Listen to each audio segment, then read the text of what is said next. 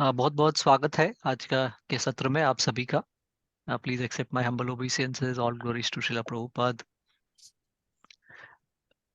तो आज के सत्र में हमारा प्लान था कि हम ध्रुव महाराज की कहानी और उनकी महिमा के बारे में जानेंगे।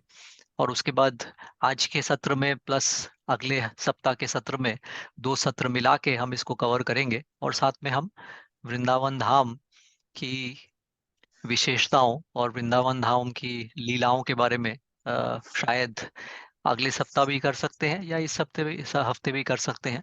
तो मैं पहले प्रेयर से आरंभ करूंगा और मैं अपनी स्क्रीन शेयर कर रहा हूं अभी।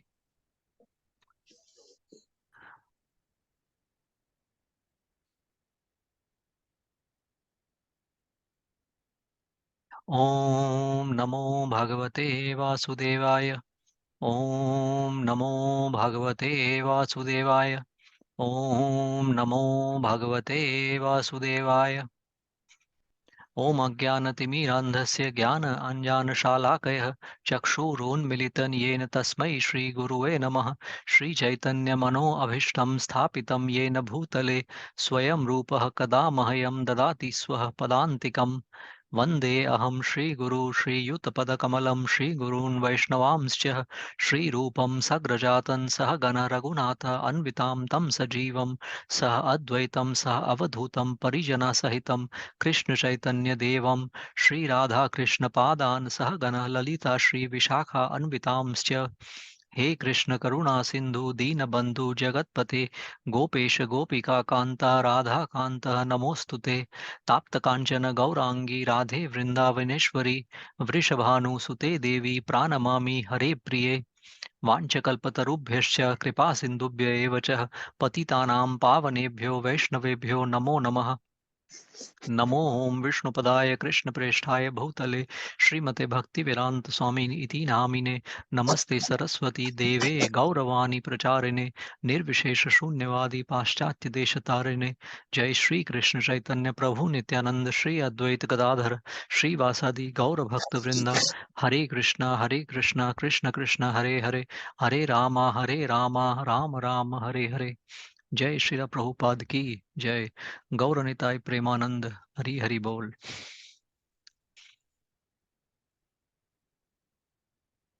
तो बहुत बहुत धन्यवाद आज के सत्र में आने के लिए। आज के सत्र में तो हम कम ही लोग हैं, मगर कोई बात नहीं, हम इसका लाभ उठाएंगे। अगर आपके कुछ विशेष प्रश्न होंगे तो वो भी हम ले सकते हैं। और एक मिनट दीजिए मेरे को।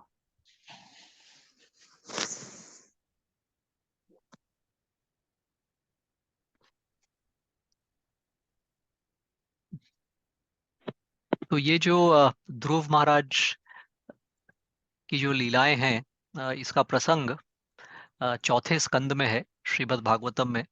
और अगर मैं अंग्रेजी में दिखाऊं आपको, तो इस स्कंद में अगर हम पीछे जाके देखें तो काफी सारे अध्याय हैं ध्रुव महाराज के ऊपर। जैसे आप देखिए, पहला जो अध्याय है वो हम आज पढ़ेंगे। ध्रुव महाराज वन की ओर प्रस्थान करते हैं और अपना घर छोड़ देते हैं वो। और उसके बाद घर वापस आते हैं। और उसके बाद उनका जो युद्ध होता है यक्षों के साथ। और उसके बाद स्वयंभू मनु ध्रुव महाराज से कहते हैं कि आप इस युद्ध को समाप्त करें। और उसके बाद एक और अध्याय, बहुत ही अच्छा अध्याय, बहुत ही प्यारा अध्याय है कि ध्रुव महाराज कैसे वैकुंठ लोक जाते हैं। और उसके बाद ध्रुव महाराज के जो अ, और उनके वंश के में आगे आने वाले जो उनके डिसेंडेंट्स थे उसके बारे में है। तो आप सोच सकते हैं कि कितने बड़े भक्त हैं वो भगवान श्री कृष्ण के, कि इतने सारे अध्याय यहाँ श्रीमद् भागवतम पे में उनको समर्पित हैं। तो आज का जो 8वां अध्याय है, ध्रुव महाराज का गृह त्याग और वन गमन, इसको हम पढ़ेंगे। और इसमें काफी सारे श्लोक हैं। ऑलमोस्ट 77-78 श्लोक हैं। तो सारे श्लोकों का तो हम डिटेल में तात्पर्य नहीं पढ़ पाएंगे, मगर एक बहुत ही अच्छा कहानी के रूप में एक्चुअली देखिए तो ऑलमोस्ट 82 श्लोक हैं। तो हमारे भक्तगण तो आज कम है, तो हम साथ में पढ़ेंगे। वृंदा माता जी, थोड़ा सा आप पढ़ सकती हैं और थोड़ा सा मैं पढ़ सकता हूँ। और इसमें आप देखेंगे कि शुरू के श्लोक तो कुछ पहले के जो वंशज हैं उनके बारे में होगा, और पांचवा और छठा श्लोक वहां से हम समझना चालू करेंगे कि ध्रुव महाराज के बारे में, उनके पिता के बारे में। और उनके पिता के दो रानियां थी। तो ध्रुव महाराज अ, जिनके पुत्र थे जिस रानी के, और वो रानी छोटी थी।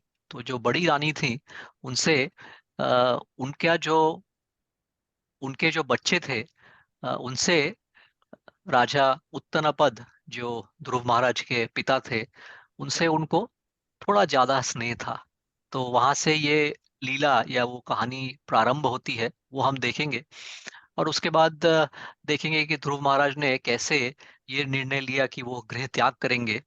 और उसके बाद नारद मुनि आएंगे, और नारद मुनि आएंगे और ध्रुव महाराज को बताएंगे कि अगर आप ये करना चाहते हैं तो किस तरह से आप इस पथ पे जा सकते हैं। उसके पहले ध्रुव महाराज की अपनी माता से कुछ वार्ता होगी, वो सब हम देखेंगे। और अंत में हम थोड़ा सा बहुत अच्छे अच्छे श्लोक आएंगे जहाँ पे हम भगवान श्री कृष्ण के रूप और वर्ण, उसके बारे में भी बहुत सुंदर सुंदर श्लोक हैं। तो अध्याय एक ही है, लेकिन इसमें तीन चार पांच बहुत अच्छे अच्छे अलग अलग प्रसंग आपको देखने को मिलेंगे। और ये सिर्फ एक ही अध्याय है, ऐसे तो काफी सारे अध्याय हैं, तो उसको कवर करने में समय लगेगा। मगर हम प्रारंभ करते हैं कि इसमें क्या बताया जा रहा है। और ये जो प्रसंग है, आप देखिए, प्रारंभ होता है मैत्रेय उवाच उवाच से। तो जो मैत्रेय ऋषि हैं यहाँ पे, जो कहानी चल रही है वो संवाद में है, यानी कि वो समझा रहे हैं। और यहाँ किसको समझा रहे हैं? ये कथा बहुत पहले की है। अगर हम देखें तो हम सभी को मालूम है कि हमारे आकाश में, जैसे हम बोलते हैं हिंदी में ध्रुव तारा, अंग्रेजी में हम बोलते हैं नॉर्थ स्टार। तो आपने स्कूल में पढ़ा होगा, या आप वाकिफ होंगे कि अभी जो मॉडर्न युग है, इसमें भी जब हमारे पास आधुनिक यंत्र नहीं थे, जैसे आप देखिए करीब 600 साल पहले, 1000 साल पहले, जब सबसे पहले समुद्र में, जो मॉडर्न एज में एक्सप्लोरर्स ने शिप लेके जाना शुरू किया था, तो उस टाइम जब कॉम्पास नहीं होता था, तो जो ध्रुव तारा है यानी कि नॉर्थ स्टार, उसके हिसाब से जो एक्सप्लोरर्स थे वो अपना रास्ता ढूंढते थे। हाँ, लेकिन ये जो ध्रुव महाराज की लीला है, ये कब से चल रही है? क्योंकि ध्रुव महाराज वो लॉर्ड ब्रह्मा के, उनके ग्रैंडफादर थे। तो आप सोचिए कि सृष्टि जब बनी थी, ये उस समय की कहानी है। और इन सभी अध्यायों में इतनी दिलचस्प चीजें लिखी हुई हैं, इसलिए मैंने पूछा वृंदा माता जी से कि आपने अगर इस प्रसंग को पढ़ा है, तो इस प्रसंग में आपको साइंस, टेक्नोलॉजी, फिलॉसफी, यानी कि विज्ञान, दर्शन, अलग अलग चीजों का बहुत अच्छा सम्मिश्रण मिलेगा। जैसे एक अध्याय है जहाँ पे आपने देखा ध्रुव महाराज जब वापस लौट रहे हैं, तो उसमें करीब 15-20 श्लोक हैं जहाँ पे बताया जा रहा है कि जब वो वापस लौट रहे थे तो शहर के नक्शे के बारे में बताया गया है। और वो जब आप श्लोक पढ़ेंगे तो आपको लगेगा कि उस समय के शहर भी इतने डेवलप्ड होते थे।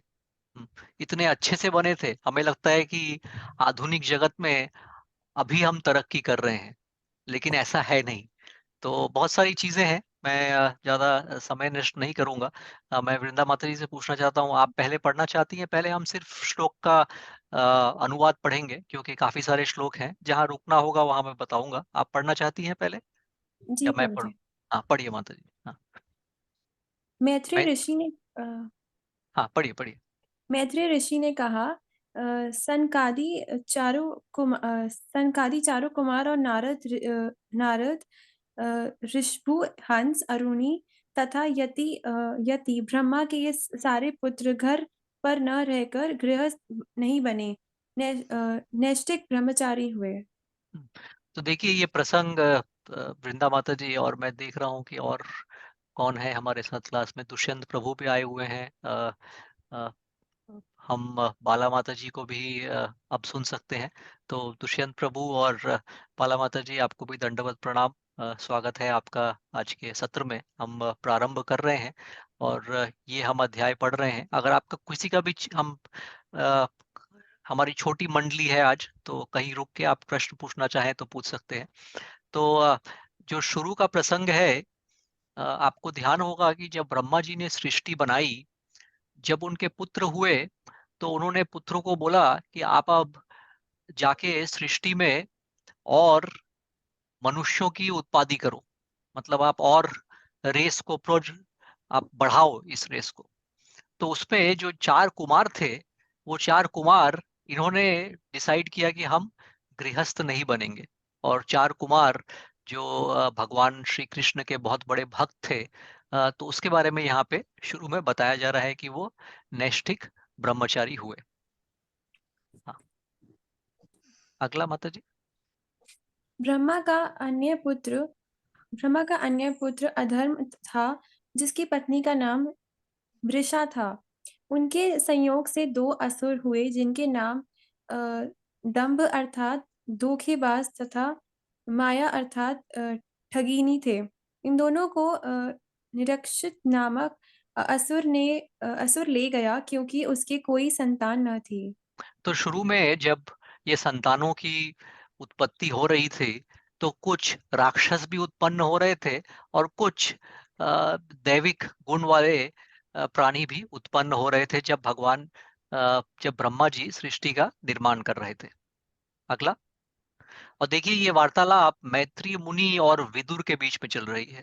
ये जो पूरा प्रसंग है, कहानी तो लीला तो हम सुनेंगे, लेकिन इसमें कौन बैठा है? मैत्री मुनि और विदुर। विदुर कौन थे? आपको याद होगा महाभारत में विदुर का किरदार अगर आप ध्यान रखें तो वो पांडवों धृतराष्ट्र का, हाँ, धृतराष्ट्र के वो मिनिस्टर मिनिस्टर थे। थे। हाँ, ठीक है। हाँ, और विदुर प्रभु भी बोलिए। बहुत उच्च भक्त थे वो भगवान श्री कृष्ण के। तो महाभारत के प्रसंग में तो आपने देखा कि उनको धृतराष्ट्र की तरफ रहना पड़ा। लेकिन ये जो भागवत की जो अध्याय चल रहा है, तो हम महाराज परीक्षित के दौर के बारे में, ये उस समय ये भागवत लिखी गई है। तो तब तक विदुर ने ये सब महल वगैरह त्याग कर दिया था और वो अपने आध्यात्मिक पथ की ओर चल रहे थे। विदुर जी के बारे में बहुत लोगों को शायद ये पता नहीं हो। विदुर जो थे वो हमारे जो यमराज हैं, उनके वो इनकारनेशन थे। उनको एक बार आना पड़ा था पृथ्वी पे, तो वो यमराज जी के इनकारनेशन थे। और अगर आप को ध्यान हो, तो यमराज जी भी जो हमारे 12 महाजन होते हैं, यानी कि जिनको भगवान श्री कृष्ण का रियलाइजेशन है, उनमें से एक है। हाँ, सॉरी माता जी, आप कुछ पूछ रही थी विदुर के बारे में। नहीं प्रभु जी, मेरे को बस ये पूछना था कि ये कॉन्वर्सेशन मतलब समहाउ स्टार्ट कैसे हुआ है कि वो विदुर और मैत्री ऋषि के बीच में चल रहे हैं, मतलब हाँ, तो ध्रुव महाराज। जो विदुर जब अ, उन्होंने जब महल वगैरह त्याग कर दिया, तो उसके बाद वो एक तरह से अपनी सेल्फ रियलाइजेशन और आध्यात्मिक जर्नी पे निकल गए। तो वो ट्रैवल कर रहे थे। तो ट्रैवल करते करते उनको बीच में ऋषि मुनि मिल रहे थे। हाँ, तो इसका प्रसंग आपको मेरे ख्याल से चौथे स्कंद में शायद शुरू में होगा या तीसरे स्कंद में है। बट काफी सारे चैप्टर्स हैं जहाँ पे ये वार्तालाप चलता रहता है और उसके बीच में ये लीलाएं हम सुनते हैं। अच्छा ठीक है।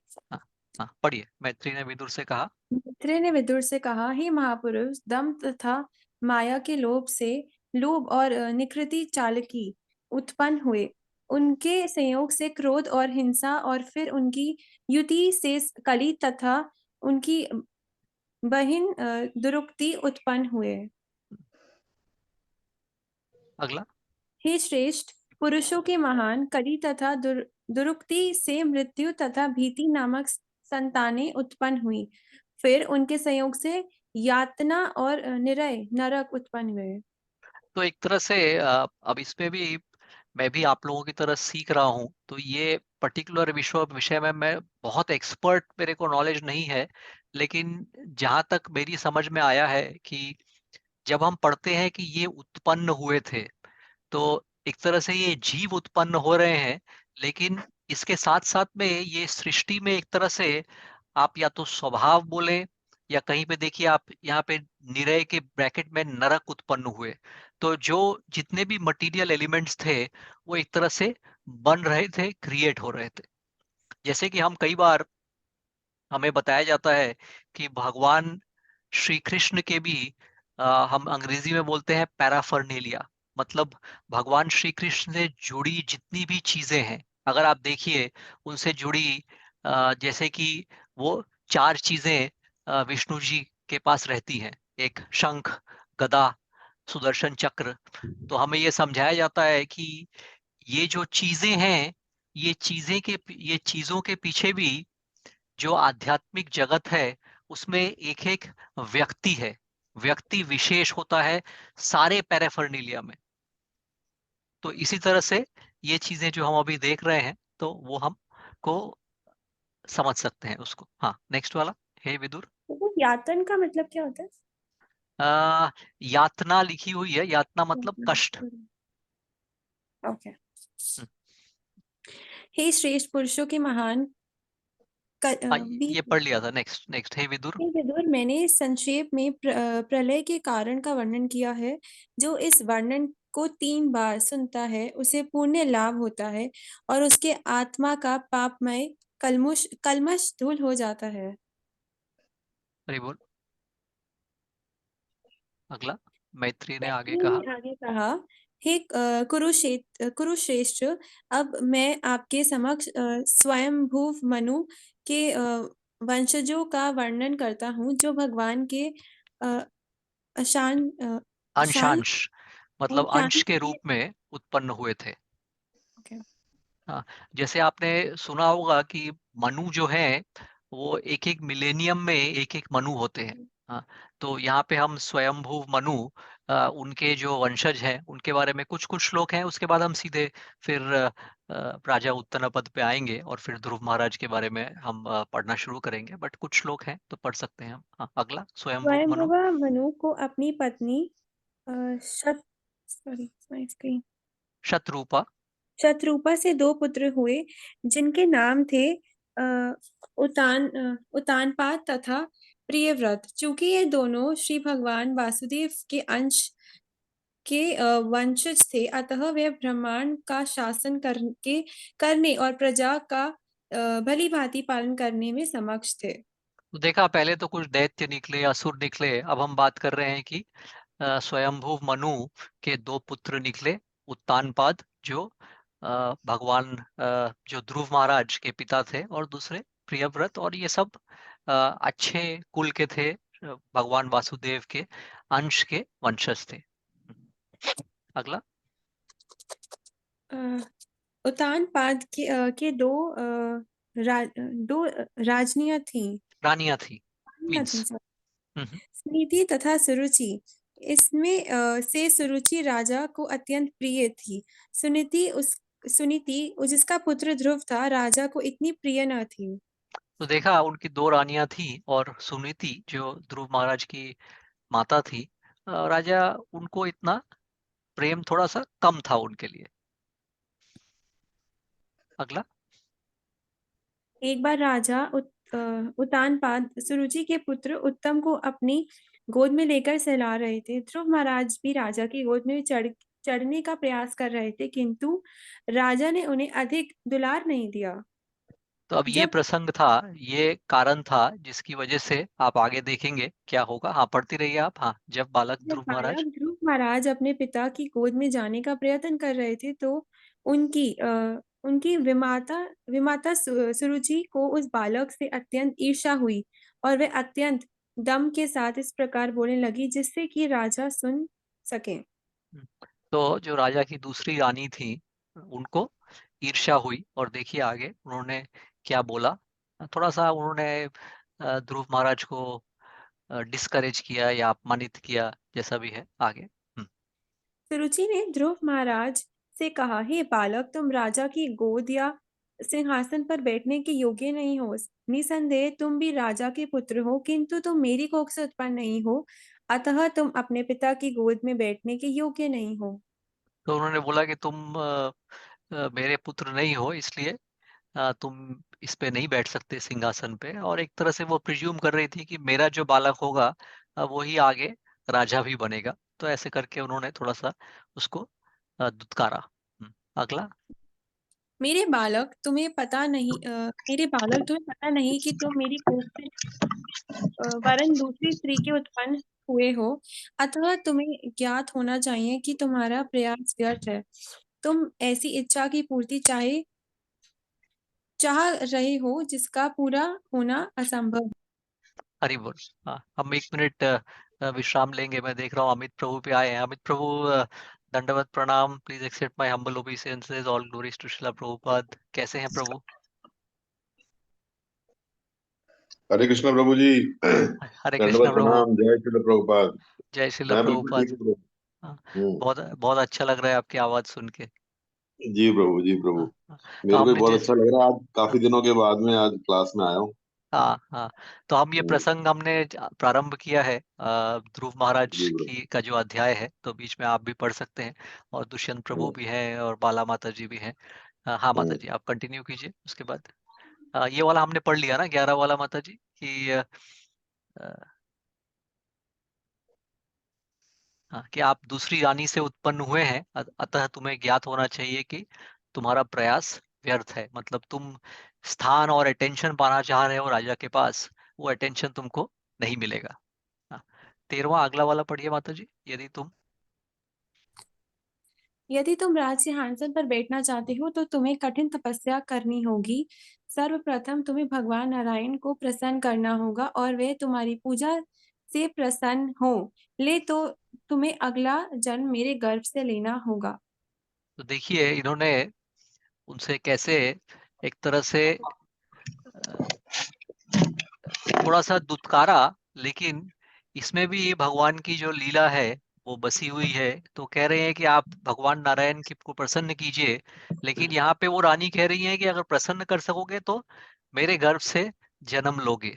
लेकिन बाद में हम कहानी देखेंगे कि उन्होंने प्रसन्न तो किया भगवान नारायण को, और भगवान श्री कृष्ण ने जो भी उनको बेनिडिक्शन देना था वो इसी जन्म में दिया। अगला। मैत्री मुनि ने आगे कहा, वे हे विदुर, जिस प्रकार से लाठी से मारा गया सर्व फुफकारता है, उसी प्रकार ध्रुव महाराज अपनी विमाता के कटु वचनों से आहत होकर क्रोध से से सांस लेने लगे। जब उन्होंने देखा कि पिता मौन है और उन्होंने प्रतिवाद नहीं किया, तो उन्होंने तुरंत उस स्थान को छोड़ दिया और अपनी माता के पास। तो देखिए उन्होंने तो जोर से बोला था रानी ने, ताकि राजा के कान में भी ये बात पहुंचे। राजा के कान में बात पहुंची, लेकिन राजा ने उसका प्रतिवाद नहीं किया, यानी कि उस बात का विरोध नहीं किया। तो ये सुन के ध्रुव महाराज क्रोधित भी हुए, उनको खराब भी लगा, और वो फिर अपनी माता के पास चले गए। अगला। जब ध्रुव महाराज अपनी माता के पास आए तो उनके होंठ क्रोध से कांप रहे थे और वह सिसक सिसक कर जोर से रो रहे थे। रानी सुनीति ने अपने लाडले को तुरंत गोद में उठा लिया और अंतःपुर के वासियों से सुरुचि के जो कटु वचन सुने थे, उन सबको विस्तार से कहा सुनाया। इस तरह सुनीति अत्यधिक दुखी हो गई। तो उन्होंने जब ध्रुव महाराज को गले से लगाया, तो उसके बाद जो भी कहा सुनी हुई थी तो उसका विश्लेषण वहां पे हुआ। बहुत बहुत धन्यवाद माता जी। अभी मैं किसी और से आग्रह करता हूँ कि अगर और कोई पढ़ना चाहे। हरे कृष्ण अ, प्रभु। हरे कृष्णा। फिर हम आपके पास आएंगे। हमारे सत्र में तो आज कम ही लोग हैं। दुष्यंत प्रभु या अमित प्रभु, आप में से कोई पढ़ना चाहेगा? हरे कृष्ण प्रभु जी। हरे कृष्णा प्रभु। जी मैं पढ़ूं प्रभु। हाँ पढ़िए प्रभु। हाँ। यह घटना हम्म। ये घटना सुनीति के लिए असह्य थी। वह मानो दावाग्नि में जल रही थी और शोक के कारण वह जली हुई पत्ती बेली के समान हो गई और पश्चाताप करने लगी। अपनी सौत के शब्द स्मरण होने से उसका कमल जैसा सुंदर मुख आंसुओं से भर गया और वह इस प्रकार बोली। तात्पर्य पढ़ना प्रभु। नहीं, हम थोड़ा थोड़ा आगे श्लोक जाते हैं क्योंकि काफी सारे ऑलमोस्ट 72 श्लोक्स हैं। कहीं कहीं पे हम्म। पढ़ेंगे, हम पहले कहानी पढ़ते हैं। हाँ, अगला वह तेजी से। वह तेजी से सांस भी ले रही थी और वह इस दुखद स्थिति का कोई इलाज ठीक नहीं ढूंढ पा रही थी। अतः उसने अपने पुत्र से कहा, हे पुत्र, तुम अन्यों के अमंगल की कामना मत करो। जो भी दूसरों को कष्ट पहुंचाता है वह स्वयं दुख भोगता है। तो माता ने सांत्वना दी ध्रुव महाराज को। फिर देखते हैं आगे। सुनीति ने कहा, प्रिय पुत्र, सुरुचि ने जो कुछ भी कहा है वह ठीक है, क्योंकि तुम्हारे पिता मुझको अपनी पत्नी तो क्या अपनी दासी तक नहीं समझते। उन्हें मुझको स्वीकार करने में लज्जा आती है। अतः यह सत्य है कि तुमने एक अभागी स्त्री के कोख से जन्म लिया है और तुम उसके स्तनों का दूध पीकर बड़े हुए हो। तो माता ने बोला कि जो उन्होंने कहा है ठीक है। तो अब ये जो ध्रुव महाराज के दिमाग में अब ये बात बैठ रही है कि उनको भगवान नारायण की पूजा करनी है। हाँ, अगला। प्रिय पुत्र, तुम्हारी माता सुरुचि ने जो कुछ कहा है, यद्यपि वे सुनने में कटु है, किंतु है सत्य। अतः यदि तुम उसी सिंहासन पर बैठना चाहते हो तो जिसमें तुम्हारा सौतेला भाई उत्तम बैठेगा, तो तुम अपना ईर्ष्या भाव त्याग कर तुरंत अपनी विमाता के आदेश का पालन करो। तुम्हें बिना किसी विलंब के पुरुषोत्तम भगवान एक मिनट रुको। तुम्हें बिना किसी विलंब के पुरुषोत्तम भगवान के चरण कमलों की पूजा में लग जाना चाहिए। हरि बोल। तो हरि देखिए, बोल। एक चीज हमारे लिए भी छोटी सी चीज है मगर सीखने लायक है कि जैसे भगवान भगवत गीता में कहते हैं कि ऑनर या प्रेज, यानी कि सत्कार हुआ या तिरस्कार हुआ, कोशिश कीजिए कि दोनों को एक ही स्पर्धा से लिया जाए ताकि हम विचलित नहीं हो पाए। तो यहाँ पे देखिए उनकी माता, हालांकि उनको खराब तो लगा, उनके आंसू भी आए, लेकिन बोल रही हैं ध्रुव महाराज को कि तुम हताश मत हो। शायद ये कटु लग रहा है। कई बार जब हम कृष्ण भावनामृत आंदोलन से भी जुड़ते हैं, जैसे देखिए अभी मैं सारा क्रॉस रेफरेंसिंग नहीं दे रहा हूँ लेकिन बता रहा हूँ आपको। आप भगवत गीता में देखेंगे, आखिरी अध्याय में भी भगवान जब समझाते हैं जो मोड ऑफ गुडनेस है या जो हमारा भक्ति का पार्ट है, पाथ है, उसके बारे में भगवान बोलते हैं कि सबसे पहले शुरुआत में ये पॉइजन की तरह लगता है। यानी कि जब हम इस पथ पे जाते हैं, हमें काफी सारे नियम पालन करने पड़ते हैं, काफी सारा कष्ट उठाना पड़ता है, तो ये एक तरह से जहर के समान लगता है। लेकिन जैसे जैसे हम कृष्ण भक्ति में आते हैं, उसके बाद वही जहर अमृत लगने लगता है। और इसी का विपरीत जब हम अ, रजोगुण और तमोगुण के बारे में सोचते हैं, तो वही भगवान भगवत गीता में कहते हैं कि वो सब शुरू में लगता है बहुत अमृत जैसा है, बहुत खुशी दे रहा है हमको, और बाद में वो चीजें जो है वो जहर की तरह बन जाती है। अगला। सुनीति ने कहा, भगवान इतने महान हैं कि तुम्हारे परदादा ब्रह्मा ने मात्र उनके चरण कमलों की पूजा द्वारा इस ब्रह्मांड की सृष्टि करने की योग्यता अर्जित की। यद्यपि वे अजन्मा हैं और सब जीवात्माओं में प्रधान हैं, किंतु वे इस उच्च पद पर भगवान की ही कृपा से आसीन हैं, जिनकी आराधना बड़े बड़े योगी तक अपने मन तथा प्राणवायु को रोक कर करते हैं। तो देखिए ये तो आपको ध्यान होगा कि जब ब्रह्मा जी सबसे पहले आए, तो ऑब्वियसली वो फर्स्ट प्राणी थे। लेकिन जब वो आए तो उसके बाद उनको समझ नहीं आ रहा था कि उनका पर्पस क्या है आने का, यानी कि वो क्यों आए हैं इस ब्रह्मांड में। तो उसके बाद अगर आपको ध्यान होगा तो उन्होंने कई हजारों वर्षों तक भगवान विष्णु, भगवान श्री कृष्ण की उपासना की। तब जाके हमने पढ़ा होगा, शायद आपने सुना होगा कि भगवान ने सबसे पहले ब्रह्मा जी को सारा वैदिक जो ज्ञान है, वैदिक ज्ञान, वो सब उनको पास ऑन किया। जब वो सब पास ऑन हुआ, उसके बाद फिर ब्रह्मा जी को इस चीज का आभास हुआ कि अच्छा, उन्हें सृष्टि को बनाना है। तो इसके आगे जो आप देख रहे थे, जहाँ पे हम पढ़ रहे थे कुछ कुछ थोड़ा हिस्सा, कि उन्होंने इसको जन्म दिया, उसमें से कुछ असुर निकले, कुछ दैविक निकले, तो वो सब उसका यहाँ पे रेफरेंस हो रहा है। नेक्स्ट वाला।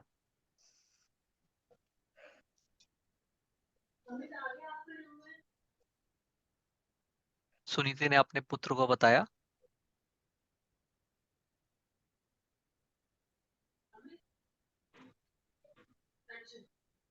क्या अमित प्रभु अभी आएंगे वापस? तब तक मैं पढ़ता हूँ। सुनीति ने अपने पुत्र को बताया, तुम्हारे बाबा स्वयंभू मनु ने दान दक्षिणा के साथ बड़े बड़े यज्ञ संपन्न किए और एकनिष्ठ श्रद्धा तथा भक्ति में उन्होंने पूजा द्वारा भगवान को प्रसन्न किया।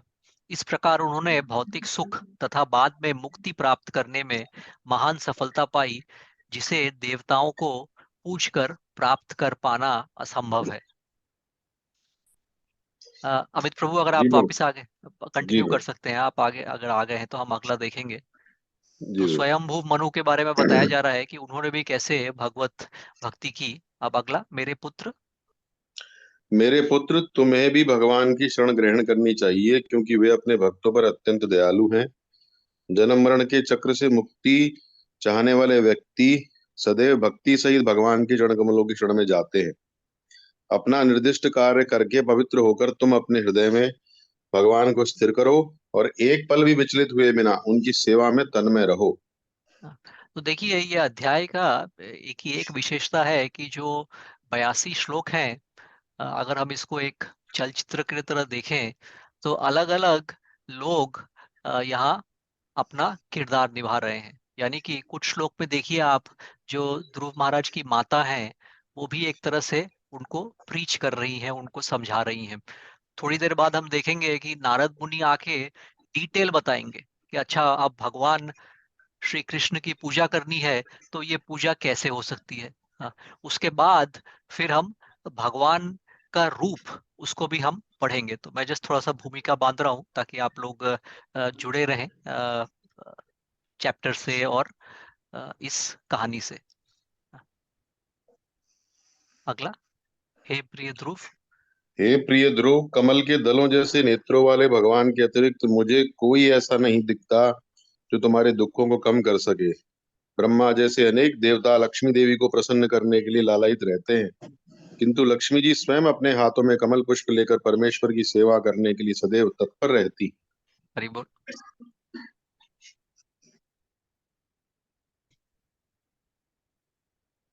मैत्रेय मुनि ने मैत्रेय मुनि ने आगे कहा, ध्रुव महाराज की माता सुनीति का उपदेश वस्तुतः उसके मनोवांछित लक्ष्य को पूरा करने के निमित्त था।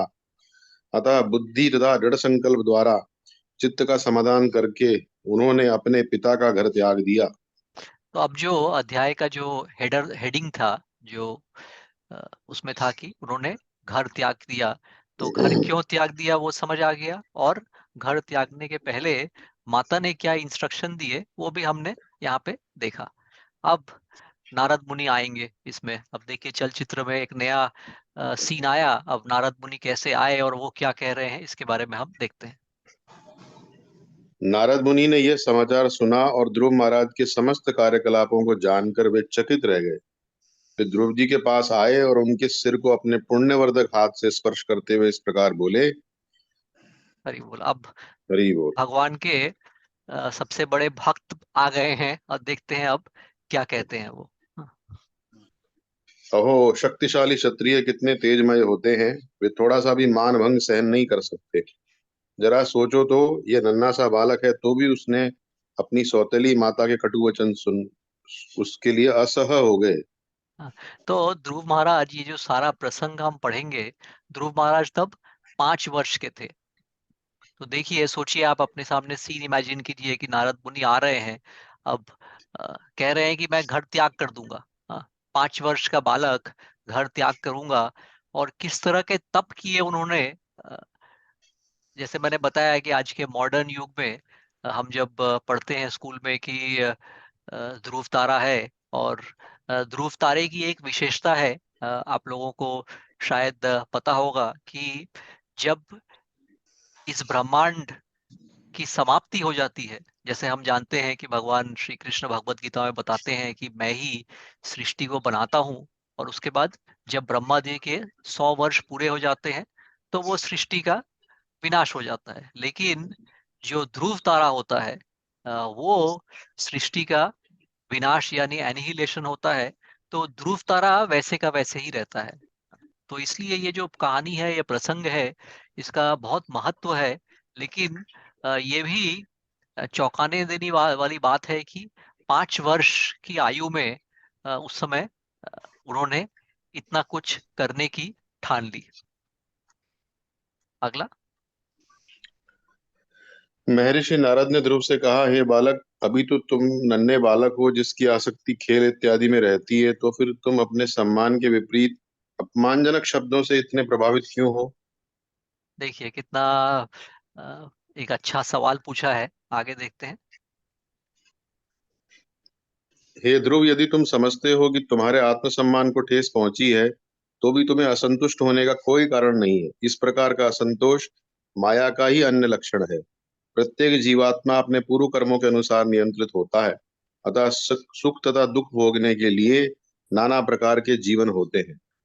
तो देखिए ये बहुत अच्छी जरूरी नारद मुनि ने बात कही।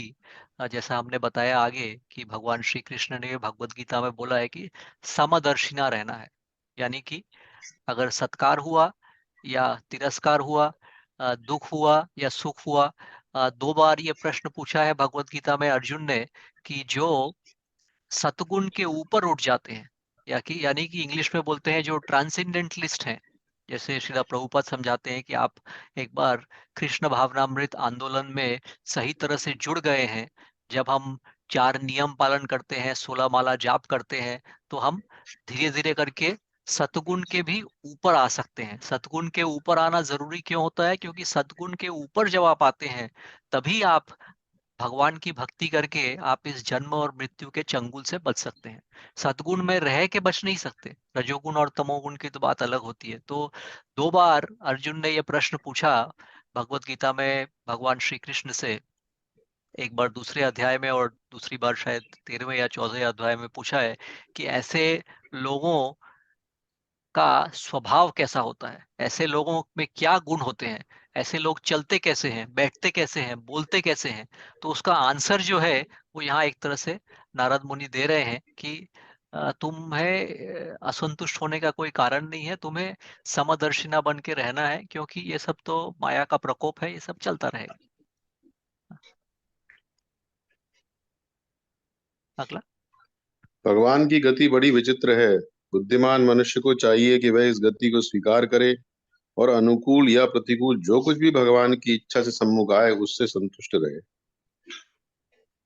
बहुत जरूरी चीजें हैं जो नारद मुनि बता रहे हैं। तो हम सोच सोच ले हमारे पास आज छोटी मंडली बैठी है यहाँ, तो आप इमेजिन कीजिए कि नारद मुनि हमारे सामने बैठे हैं और एक एक जो श्लोक हैं वो कितने जरूरी और कितनी अच्छी बातें बता रहे हैं। हम सुनते हैं ध्यान से। हाँ, अब तुमने। अब तुमने अपनी माता के उपदेश से भगवान की कृपा प्राप्त करने के लिए ध्यान की योग विधि पालन करने का निश्चय किया है। किंतु मेरे विचार से ऐसी तपस्या सामान्य व्यक्ति के लिए संभव नहीं है। भगवान को प्रसन्न कर पाना अत्यंत कठिन है। हरि बोल। हरि बोल। अगला। नारद मुनि ने आगे बताया, अनेकों अनेक जन्मों तक इस विधि का पालन करते हुए तथा भौतिक कलमश से विरक्त रहकर अपने को निरंतर समाधि में रखकर और विविध प्रकार की तपस्याएं करके अनेक योगी ईश्वर साक्षात्कार के मार्ग का पार नहीं पा सके। तो देखिए उस समय की कहानी है, इतने सालों के पहले की। अब जैसे मैंने बताया कुछ चीज़ों में एक्सपर्ट नहीं हूँ, लेकिन अगर हम प्रिज्यूम करें कि उस समय सतयुग ही चल रहा था, क्योंकि सतयुग से ही प्रारंभ होता है, तो उस समय भी बोल रहे हैं नारद मुनि की बहुत कम लोग ऐसे हैं जो इस मार्ग को पार कर पाए हैं। हाँ, इसलिए है बालक। इसलिए हे बालक, तुम्हें उस इसके लिए प्रयत्न नहीं करना चाहिए। इसमें सफलता नहीं मिलने वाली। अच्छा हो कि तुम घर वापस चले जाओ। जब तुम बड़े हो जाओ तो ईश्वर की कृपा से तुम्हें इन योग कर्मों के लिए अवसर मिलेगा। उस समय तुम ये कार्य पूरा करना। तो हरि बोल। देखिए हरि बोल। कभी कभी कोई पूछता है, और मतलब मैं भी आपके साथ सीख रहा हूँ, नई नई मन में जिज्ञासा आती है कि ऐसा क्या है, इतने तो भक्त हुए हैं, अम्बरीश महाराज हुए हैं, ध्रुव महाराज हुए हैं, हजारों भक्त हुए हैं, कितने प्रसंग हमने भागवत में पढ़े हैं। ऐसा क्या है कि ध्रुव महाराज को ये ध्रुव तारा और जो उनको ऐश्वर्य दिया भगवान श्री कृष्ण ने, ऐसा क्यों है कि यही एकमात्र अवस्था है जहाँ पे कि सृष्टि का जब एनिहिलेशन होता है तो भी वो कहते हैं कि नहीं, तुमको जो मिला है वो ऐसे का ऐसे रहेगा। तो कभी कभी सोचो उसके बारे में, तो यहाँ पे ये प्रसंग समझ में आता है कि जबकि नारद मुनि भी कह रहे हैं कि मत करो, लेकिन उसके बाद भी वो आगे बढ़े। मनुष्य को चाहिए। मनुष्य को चाहिए कि जीवन की किसी भी अवस्था में, चाहे सुख हो या दुख, जो दैवी इच्छा भाग्य द्वारा प्रदत्त है संतुष्ट रहे। जो मनुष्य इस प्रकार टिका रहता है वह ज्ञान के अंधकार को बहुत सरलता से पार कर लेता है। प्रत्येक मनुष्य को इस प्रकार व्यवहार करना चाहिए। यदि वह अपने से अधिक योग्य व्यक्ति से मिले तो उसे अत्यधिक हर्षित होना चाहिए। यदि अपने से कम योग्य व्यक्ति से मिले तो उसके प्रति सदय होना चाहिए। और यदि अपने समान योग्यता वालों से मिले तो उनसे मित्रता करनी चाहिए।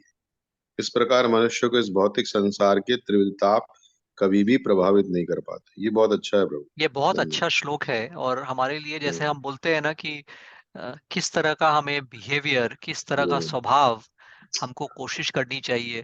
हम बोलते हम्म, हैं, अनुग्रह सुंदर गोपाल प्रभु कई बार समझाते हैं कि अगर आप अपने भक्ति पथ पे सही चल रहे हो तो सबसे पहली चीज जो आपके अंदर उत्पन्न होगी वो होगी विनम्रता। ह्यूमिलिटी मतलब एब्सोल्युटली नेसेसरी है, जरूरी है आध्यात्मिक जीवन में आगे बढ़ने के लिए। और देखिए कुछ ही श्लोक में नारद मुनि ने कितनी अच्छी बात बताई है। तो यहाँ पे हम थोड़ा श्रील प्रभुपाद का तात्पर्य भी पढ़ेंगे। प्रभु अगर आप पढ़ सकते हैं। हाँ प्रभु। प्रत्येक मनुष्य को इस प्रकार हाँ व्यवहार करना चाहिए। अच्छा, तात्पर्य हाँ हाँ सामान्यतः अपने से अधिक योग्य व्यक्ति को पाकर हम उससे ईर्ष्या करने लगते हैं। अपने से कम योग्य व्यक्ति से मिलने पर हम उसका उपहास करते हैं। और अपने समान व्यक्ति को पाकर हम अपने कार्यों के प्रति गर्वित हो उठते हैं। ये ही सभी भौतिक कष्टों के कारण हैं। इसलिए नारद मुनि ने उपदेश दिया कि भक्त को संयत भाव से आचरण करना चाहिए। अपने से अधिक योग्य व्यक्ति से द्वेष करने की अपेक्षा उसका प्रसन्नता पूर्वक स्वागत करना चाहिए। कम योग्य व्यक्ति को पीड़ा पहुंचाने की बजाय उस पर दयामय होना चाहिए, जिससे कि वह उचित स्तर तक उठ सके।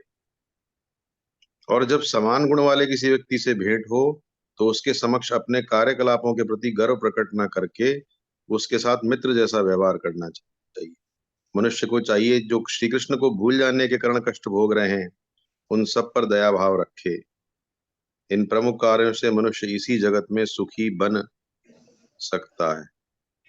हरि बोल। तो बहुत हरि अच्छा बोल। एक श्लोक जी था, बोल। आप नोट कर सकते हैं जिसको नोट करना है। ये 34वां नंबर श्लोक है, और ये चौथे कैंटो का हम 8वां अध्याय पढ़ रहे हैं। तो यानी कि 4 8 28 28। 4834 प्रभु। 4 8 हाँ 34। सॉरी, बहुत अच्छा श्लोक है। और यहाँ नारद मुनि के बहुत सब अच्छा सभी। कोड ऑफ कंडक्ट है प्रभु जी इसका। हाँ बिल्कुल बिल्कुल। तो हम्म, अब देखते हैं, अब तो माता ने बता दिया, नारद मुनि ने बता दिया। अब देखते हैं ध्रुव महाराज क्या कह रहे हैं। हाँ, ध्रुव महाराज ने कहा, हे नारद जी, आपने मन की शांति प्राप्त करने के लिए कृपा पूर्वक जो भी कहा है वह ऐसे पुरुष के लिए निश्चय ही अत्यंत शिक्षाप्रद है जिसका हृदय सुख तथा दुख की भौतिक परिस्थितियों से चलायमान है। लेकिन जहां तक मेरा संबंध है मैं तो अविद्या से प्रच्छन्न हूँ और इस प्रकार का दर्शन मेरे हृदय को स्पर्श नहीं कर पाता। हाँ। तो 5 साल के बालक ये बता रहे हैं। आगे देखते हैं क्या कह रहे हैं ध्रुव महाराज। हे भगवान, मैं आपके उपदेशों को ना मानने की दृष्टता कर रहा हूँ, किंतु यह मेरा दोष नहीं है। ये तो क्षत्रिय कुल में जन्म लेने के कारण है। मेरी विमाता सुरुचि ने मेरे हृदय को अपने कटु वचनों से क्षुब्ध कर दिया है, शत विक्षत कर दिया है। अतः आपकी यह महत्वपूर्ण शिक्षा मेरे हृदय में टिक नहीं पा रही। तो देखिए, जैसे क्षत्रिय का जो आचरण होता है, सभी वर्गों का आचरण जो नेचुरल बिहेवियर होता है वो सभी अच्छा होता है, अच्छा खराब कुछ नहीं है, लेकिन हम फिर से अगर रिफ्लेक्ट करें तो वो हमें यहाँ पे दिख रहा है। हम आगे बढ़ते हैं। हे विद्वान ब्राह्मण। हे विद्वान ब्राह्मण, मैं ऐसा पद ग्रहण करना चाहता हूँ जिसे अभी तक तीनों लोगों में किसी ने भी, यहाँ तक कि मेरे पिता तथा पितामहों ने भी ग्रहण न किया हो। यदि आप अनुग्रहित कर सकें तो कृपा करके मुझे ऐसे सत्य मार्ग की सलाह दें जिसे अपनाकर मैं अपने जीवन के लक्ष्य को प्राप्त कर सकूं।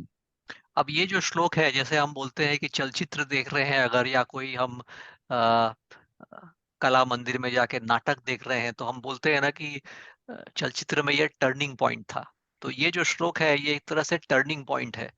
टर्निंग पॉइंट क्यों है? क्योंकि इसमें दो बहुत जरूरी बातें बताई हैं। जो पहले श्लोक में जो पहली पंक्ति है उसमें देखिए, ध्रुव महाराज एक इच्छा व्यक्त कर रहे हैं। और इच्छा उन्होंने क्या वक्त व्यक्त की कि मेरे जो पितामह हैं, यानी कि जो ब्रह्मा जी भी हैं, उनको, इस ब्रह्मा जी अगर आप देखें तो वो तो सृष्टि के कर्ता है, उन्होंने क्रिएट की है सृष्टि को। तो ध्रुव महाराज के मन में यह ख्याल आया कि मेरे को ऐसा एक राज सिंहासन मिले, ऐसा पद मिले जो तीनों लोकों में किसी को नहीं मिला हो, यानी कि उससे भी ऊंचा पद हो। तो वो एक पहला प्रसंग है, एक बहुत ही जरूरी टर्निंग पॉइंट वाले श्लोक का। और दूसरा प्रसंग ऑफ कोर्स सेकेंड लाइन में है, जो आप देख रहे हैं, जहां पे वो बोल रहे हैं कि मैं एक तरह से आपको सरेंडर करने को तैयार हूं, कि आप कृपा करके मेरे को बताइए कि अब मेरे को इस लक्ष्य को पाना कैसे है। माता जी प्रभु, आप फॉलो कर रहे हैं सब लोग? अभी मैं धीरे जा रहा हूँ, तेज जा रहा हूँ? हम्म। कुछ कुछ प्रश्न है? वृंदा माता जी, हम्म। बाला माता जी, दुष्यंत प्रभु, कोई प्रश्न है? आप फॉलो कर रहे हैं अब तक? ओके, कुछ बोल नहीं रहे हैं तो मैं प्रिज्यूम करता हूँ कि फॉलो हम्म। कर रहे हैं। हाँ, नेक्स्ट में जी जाते प्रभु। हैं। हे भगवान। हे भगवान, आप ब्रह्मा के सुयोग्य पुत्र हैं और आप अपनी वीणा बजाते हुए समस्त विश्व के कल्याण हेतु विचरण करते रहते हैं। आप सूर्य के समान हैं जो समस्त जीवों के लाभ के लिए ब्रह्मांड भर में चक्कर काटते रहते तो अभी उनका थोड़ा सा, उनकी उपासना कर रहे हैं नारद मुनि की, ध्रुव महाराज। हैं। मैत्रेय मुनि ने आगे कहा, ध्रुव महाराज के शब्दों को सुनकर महापुरुष नारद मुनि उन पर अत्यधिक दयालु हो गए और अपनी अहेतु की कृपा दिखाने के उद्देश्य से उन्होंने निम्नलिखित विशिष्ट उपदेश दिया। अब उपदेश दे रहे हैं, पहले उन्होंने जनरल उपदेश दिया, अब वो स्पेसिफिक उपदेश देंगे कि अच्छा तुमको ये लक्ष्य कैसे तुम पा सकते हो, इसके बारे में। प्रभु आप अगर विश्राम लेना चाहते हैं तो मैं हाँ कुछ जी श्लोक प्रभु, पढ़ जी सकता प्रभु। हूँ, फिर उसके बाद हाँ जी। दोबारा से हम आएंगे। दुष्यंत हरि प्रभु, बोल। आप पढ़ना चाहते हैं? हरि बोल, बहुत बहुत धन्यवाद प्रभु। अगर दुष्यंत प्रभु या कोई और पढ़ना चाहते हैं तो बताइएगा, नहीं तो मैं कंटिन्यू करता हूँ। नारद मुनि ने ध्रुव महाराज से कहा, तुम्हारी माता सुनीति ने भगवान की भक्ति के पथ का अनुसरण करने के लिए जो आदेश उपदेश दिया है वह तुम्हारे लिए सर्वथा अनुकूल है। अतः तुम्हें भगवान की भक्ति में पूर्ण रूप से निमग्न हो जाना चाहिए।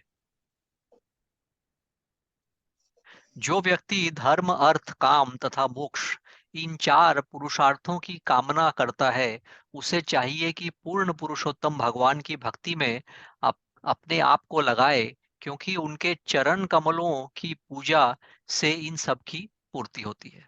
तो नारद मुनि समझा रहे हैं, अपना प्रवचन दे रहे हैं ध्रुव महाराज को। हे बालक, तुम्हारा कल्याण हो, तुम यमुना के तट पर जाओ, जहां पर मधुवन नामक विख्यात जंगल है, और वहीं पर पवित्र हो। वहां जाने से ही मनुष्य वृंदावन वासी भगवान के निकट पहुंचता है। तो अब उन्होंने बताया कि तुम कौन सी जगह जाओ, वहां पे उन्होंने स्टार्ट किया। अब वो और डिटेल में बताएंगे कि तुम वहां जाके क्या करोगे।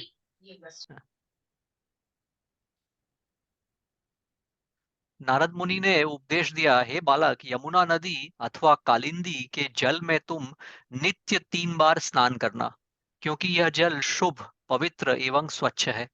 स्नान के पश्चात अष्टांग योग के आवश्यक अनुष्ठान करना, और तब शांत मुद्रा में अपने आसन पर बैठ जाना। आसन ग्रहण करने के पश्चात तुम 3 प्रकार के प्राणायाम करना और इस प्रकार धीरे धीरे प्राणवायु, मन तथा इंद्रियों को वश में करना। अब हमें यह ध्यान रखना है कि ये तो उस समय सतयुग के समय की बात हो रही है, तो इसीलिए जिस तरह के प्राणायाम या जिस तरह के नियम बता रहे हैं वो हमारे कलयुग में, जैसा चैतन्य महाप्रभु बता के गए हैं, जो श्रीला प्रभुपाद बताते हैं, जो अनुग्रह सुंदर गोपाल प्रभु दोहराते हैं कि कलयुग में ये सब करना संभव नहीं है। इसीलिए कलयुग में भगवान के चरण कमल या भगवान की भक्ति करने के लिए 16 माला जाप, हरि नाम संकीर्तन और 4 जो नियम है तो वो करना है। लेकिन चूंकि हम इस लीला के बारे में पढ़ रहे हैं तो उस समय हम देख रहे हैं कि नारद मुनि ने क्या उनको उपदेश दिया। अपने को समस्त भौतिक कल्मश से मुक्त करके तुम अत्यंत धैर्य पूर्वक भगवान का ध्यान प्रारंभ करना। लेकिन यह ध्यान रखना है कि 5 वर्ष के बालक को बोल रहे हैं कि ये आप करिए।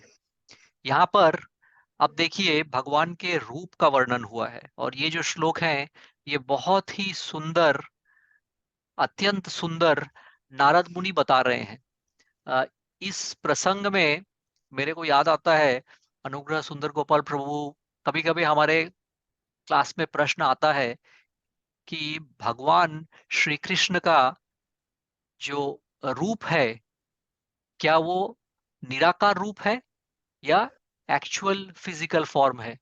तो कई बार उसके उदाहरण में अनुग्रह सुंदर गोपाल प्रभु बताते हैं कि भागवत में बहुत सारे प्रसंग हैं जहाँ भगवान के स्वरूप का वर्णन हुआ है। जैसे कुंती देवी हैं, वो जब भगवान को प्रेयर्स देती हैं तो वहां पे वो भगवान के रूप के बारे में बताती हैं। तो यहाँ पे आपको कुछ 7-8 श्लोक मिलेंगे जहां बहुत अच्छे आप इमेजिन कर सकते हैं आंख बंद करके कि भगवान का स्वरूप क्या है। तो उसका भी वो एग्जाम्पल देते हैं। नारद मुनि ने सिर्फ यहाँ नहीं और भी जगह भागवत में प्रसंग में बताया है। तो कभी आप कुछ ऐसे भक्तों से मिले जो बोले कि नहीं नहीं भगवान का फिजिकल फॉर्म होता है क्या, कहाँ पे दिया है डिस्क्रिप्शन, आप बता सकते हैं क्या। भगवत गीता में तो भगवान डेफिनेटली बोलते हैं कि जो अनइंटेलिजेंट लोग होते हैं यानी कि जो मंद बुद्धि होते हैं वो सोचते हैं कि मेरा निराकार रूप है, लेकिन असल में मेरा साकार रूप होता है। तो भगवान का मुख सदैव अत्यंत सुंदर और प्रसन्न मुद्रा में रहता है। देखने वाले भक्तों को वे कभी अप्रसन्न नहीं दिखते और वे सदैव उन्हें वरदान देने के लिए उद्यत रहते हैं। उनके नेत्र, सुसज्जित भौहें, उन्नत नासिका तथा चौड़ा मस्तक, ये सभी अत्यंत सुंदर है। वे समस्त देवताओं से अधिक सुंदर है। तो भगवान के रूप का वर्णन हो रहा है।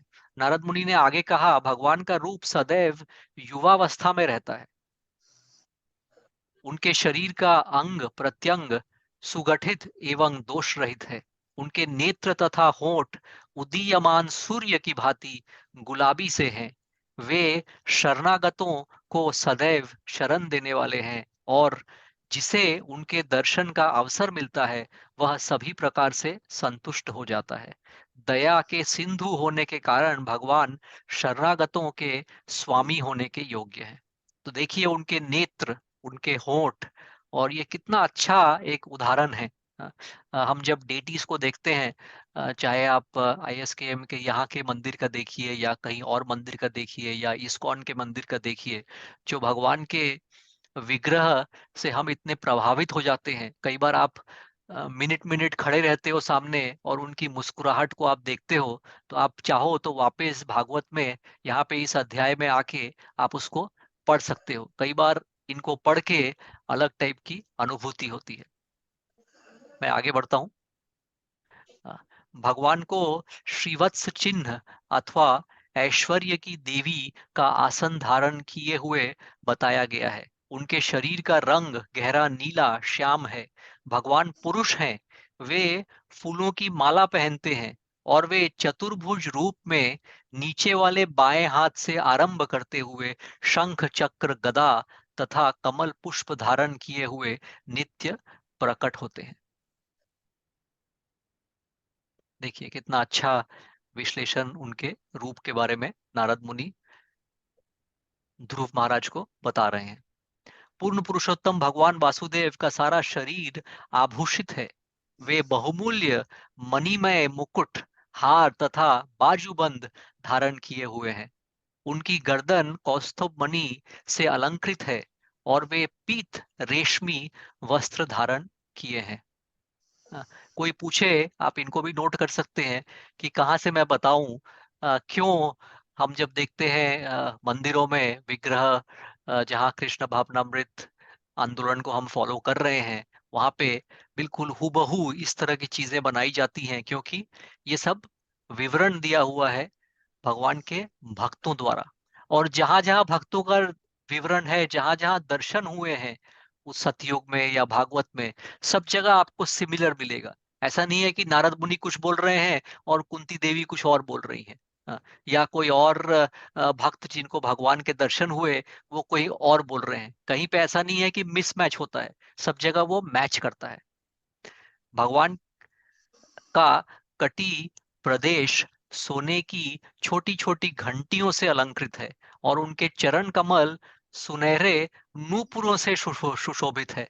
उनके सभी शारीरिक अंग अत्यंत आकर्षक एवं नेत्रों को भाने वाले हैं। वे सदैव शांत तथा मौन रहते हैं और नेत्रों तथा मन को अत्यधिक मोहने वाले हैं। वास्तविक योगी भगवान के उस दिव्य रूप का ध्यान करते हैं जिनमें वे उनके हृदय रूपी कमल पुंज में खड़े रहते हैं और उनके चरण कमलों में मणितुल्य नाखून चमकते रहते हैं। तो ये विवरण चल रहा है।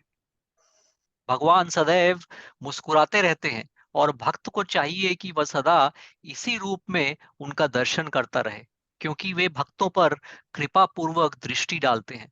इस प्रकार से ध्यानकर्ता को चाहिए कि वो समस्त वरों को देने वाले भगवान की ओर निहारता रहे।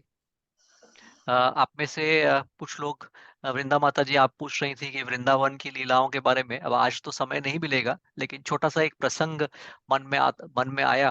आप में से कुछ तो वृंदावन गए होंगे।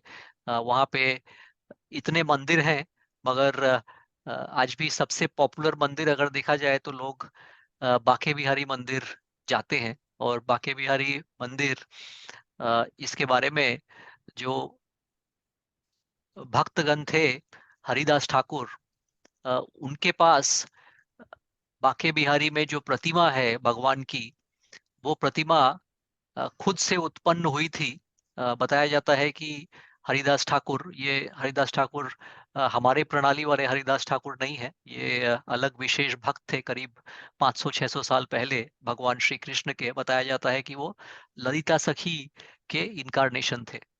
तो उन्हें जब ये बांके बिहारी का रूप मिला, आपको ध्यान होगा अगर आप उस मंदिर में गए हैं, तो पट जो है वो सिर्फ 2 मिनट के लिए खुलता है और फिर 2 मिनट के लिए बंद हो जाता है। आप में से कोई गया है? निश्चित रूप से गया होगा कोई। अमित प्रभु, आप गए हैं? वृंदा माता जी, जी आप प्रभु, गई जी हैं? प्रभु। मुश्किल से 1 मिनट प्रभु, 1 मिनट, हाँ, बस एक एक मिनट मिनट में बंद कर दे। हाँ, तो उसका जो बताया जाता है रीजन ये है। अब वो रीजन लोगों ने बनाया है या जो भी है, बट इस रूप से जुड़ा हुआ है कि भगवान का स्वरूप इतना मोह लेने वाला है और भगवान भक्तगणों के प्रति इतने दयालु हैं कि कोई भक्त अगर बहुत अच्छे से भगवान को बहुत देर तक देख लेगा तो भगवान उनके साथ चले जाएंगे, ऐसा बताया जाता है। हाँ, तो इसीलिए वो पट कभी भी बहुत देर तक नहीं खुला रहता है, ताकि जो भगवान है बिहारी जी, वो मंदिर से बाहर नहीं चले जाएं, नहीं तो वो भक्त के साथ चले जाएंगे। हाँ, ऐसा बताया जाता है। मगर मैं इसलिए बता रहा था यहाँ पे कि जो स्वरूप का दर्शन है, और देखिए भागवत में जिस तरह से बताया गया है, जिस तरह से लिखा गया है, तो वो चीज से हम प्रभावित हो सकते हैं। इस बीच में मैं देख रहा हूँ कि और भी कुछ भक्तगण आए हैं हमारे साथ, तो बहुत बहुत स्वागत है। हम ये प्रसंग पढ़ रहे हैं, और जैसा मैंने बताया कि श्रीमद् भागवतम में कभी कभी एक अध्याय अपने आप में इतना परिपूर्ण होता है कि यहाँ पे जो 80 श्लोक हैं, हम ऑलमोस्ट आधे तक कवर कर चुके हैं। इसमें अलग अलग प्रसंग, नारद मुनि ने इतनी अच्छी बातें बताई, उसके पहले माता ने ध्रुव महाराज को निर्देश दिया, आगे देखेंगे ध्रुव महाराज ने क्या किया, और ये बीच में इतना सुंदर प्रसंग जहां हम भगवान के स्वरूप को हम देख रहे हैं। कोई और पढ़ना चाहते हैं? अगला वृंदा माता जी, आप दोबारा से पढ़ना चाहती हैं? अमित प्रभु, आप पढ़ना चाहते हैं? कोई और प्रभु माता जी पढ़ना चाहती हैं? पढ़िए, आपको भी प्रभु आनंद आएगा। हाँ पढ़ूं प्रभु। हाँ, पढ़िए पढ़ो। हाँ। भगवान के नित्य मंगलमय रूप में जो अपने मन को एकाग्र करते हुए इस प्रकार से ध्यान करता है, वह अतिशीघ्र ही समस्त भौतिक कल्मश से छूट जाता है और भगवान के ध्यान की स्थिति से लौटकर नीचे मर्त्यलोक नहीं आता। हरि बोल। हरि बोल। अगला। हे राजपुत्र, मैं तुम्हें वह मंत्र बताऊंगा जिसे इस ध्यान विधि के साथ जपना चाहिए। जो कोई इस मंत्र को 7 रात सावधानी से जपता है, वे आकाश में उड़ने वाले सिद्ध मनुष्यों को देख सकता है। तो उस समय का प्रसंग है, वहां पे भगवान ये श्लोक दे रहे हैं ध्रुव महाराज को और बता रहे हैं कि तुम इस मंत्र को 7 रात सावधानी से जपो। बहुत सारे तप जो उस समय कर सकते थे, आज के दिन में कलयुग में संभव नहीं होता है करना। इसलिए जब हम ये लीलाएं पढ़ते हैं, कभी भी मन में संदेह नहीं होना चाहिए कि ये फिक्शन है, ये सब सत्य है, क्योंकि ये शास्त्रों में लिखी गई है। तो उस समय लोग ये तप कर सकते थे इस तरह का। जैसे आप देखिए, जो प्रचेताज थे, उन्होंने मेरे ख्याल से 10,000 या 50,000, साठ मेरे 60,000 मिले। 60,000, हम्म। 60,000, 60,000 वर्षों तक उन्होंने समुद्र के अंदर तप किया था। हम तो स्विमिंग करने जाते हैं तो 2 मिनट भी सांस नहीं ले सकते जमीन के अंदर। तो उस समय ये चीजें होती थी। तो ये सब सत्य है, ऐसा नहीं है कि ये कोई हमें ल्योर करने के लिए कहानियां बना रहा है। तो आगे देखते हैं। और ऐसे ही आप देखेंगे 5 वर्ष के ध्रुव महाराज, कहानी तो सबने पढ़ी है, लेकिन जब हम डिटेल में पढ़ते हैं तो हम अचंभित होते हैं कि उन्होंने क्या क्या किया। अभी देखिए, उन्होंने मैं हमेशा प्रभावित होता हूँ, क्योंकि मैंने और कहीं नहीं पढ़ा है कि 6 महीने के तप के में उनको भगवान दिख गए। एक तरफ प्रचेताज ने 60,000 वर्ष किया। आप देखिए, तुलसी महारानी ने कितने हजारों वर्षों तक तप किए। लेकिन ध्रुव महाराज, ऐसा क्या था कि उनके 6 महीने तप करने में ही उनको भगवान के दर्शन हो गए और उसके बाद उनको इतना बेनिडिक्शन मिल गया। तो हर लीला जो है वो अलग ही रस रस से भरी है। और अगेन, मैं इतना केपेबल नहीं हूं कि बता सकूं कि उनको 6 महीने में क्यों मिला और किसी को 60,000 वर्ष में क्यों मिला। लेकिन ये सब दिलचस्प चीजें हैं जो हम धीरे धीरे अपने आध्यात्मिक जीवन में हम समझ सकते हैं। हम आगे अपने शिक्षा गुरु से पूछ सकते हैं, बट आगे आपको इन चीजों का अनुभव होगा। अगला हम पढ़ते हैं भगवान का। अब श्री हम कृष्ण मंत्र के, हाँ पढ़िए, पढ़िए। श्री कृष्ण की पूजा का 12 अक्षर वाला मंत्र है, ओम नमो भगवते वासुदेवाय। ईश्वर का विग्रह स्थापित करके उसके समक्ष मंत्रोच्चार करते हुए प्रामाणिक विधि विधानों सहित मनुष्य को फूल फल तथा अन्य खाद्य सामग्रियां अर्पित करनी चाहिए, किंतु यह सब देश काल तथा साथ ही सुविधाओं एवं असुविधाओं का ध्यान रखते हुए करना चाहिए। देखिए, नारद मुनि बहुत अच्छी चीज बता रहे हैं। पहले तो देखिए, हम लोग जब क्लास प्रारंभ करते हैं तो हम 3 बार ही पढ़ते हैं, लेकिन कौन सा मंत्र पढ़ते हैं? तो अब अगर आपको ध्यान हो कि ये मंत्र, हालांकि आप सबको पता होगा, बट जो हमारे नए भक्त हैं या कभी कभी हम भूल जाते हैं कि ये मंत्र की क्या सिग्निफिकेंस है। तो नारद मुनि ये मंत्र दे रहे हैं ध्रुव महाराज को उस समय सतयुग में, कि आप यही एक ही मंत्र दिया। ऐसा नहीं कि आप 50 मंत्र दे दिया। लेकिन जो तप किए वो तप हम नहीं कर सकते, लेकिन ये मंत्र उस समय के समय से आ रहा है, उसकी क्या इंपॉर्टेंस है। और देखिए, लास्ट पंक्ति जो है वहां नारद मुनि ये भी बता रहे हैं जो प्रैक्टिकल चीज है, कि ये सब देश काल तथा साथ ही सुविधाओं एवं असुविधाओं का ध्यान रखते हुए करना चाहिए। अगला।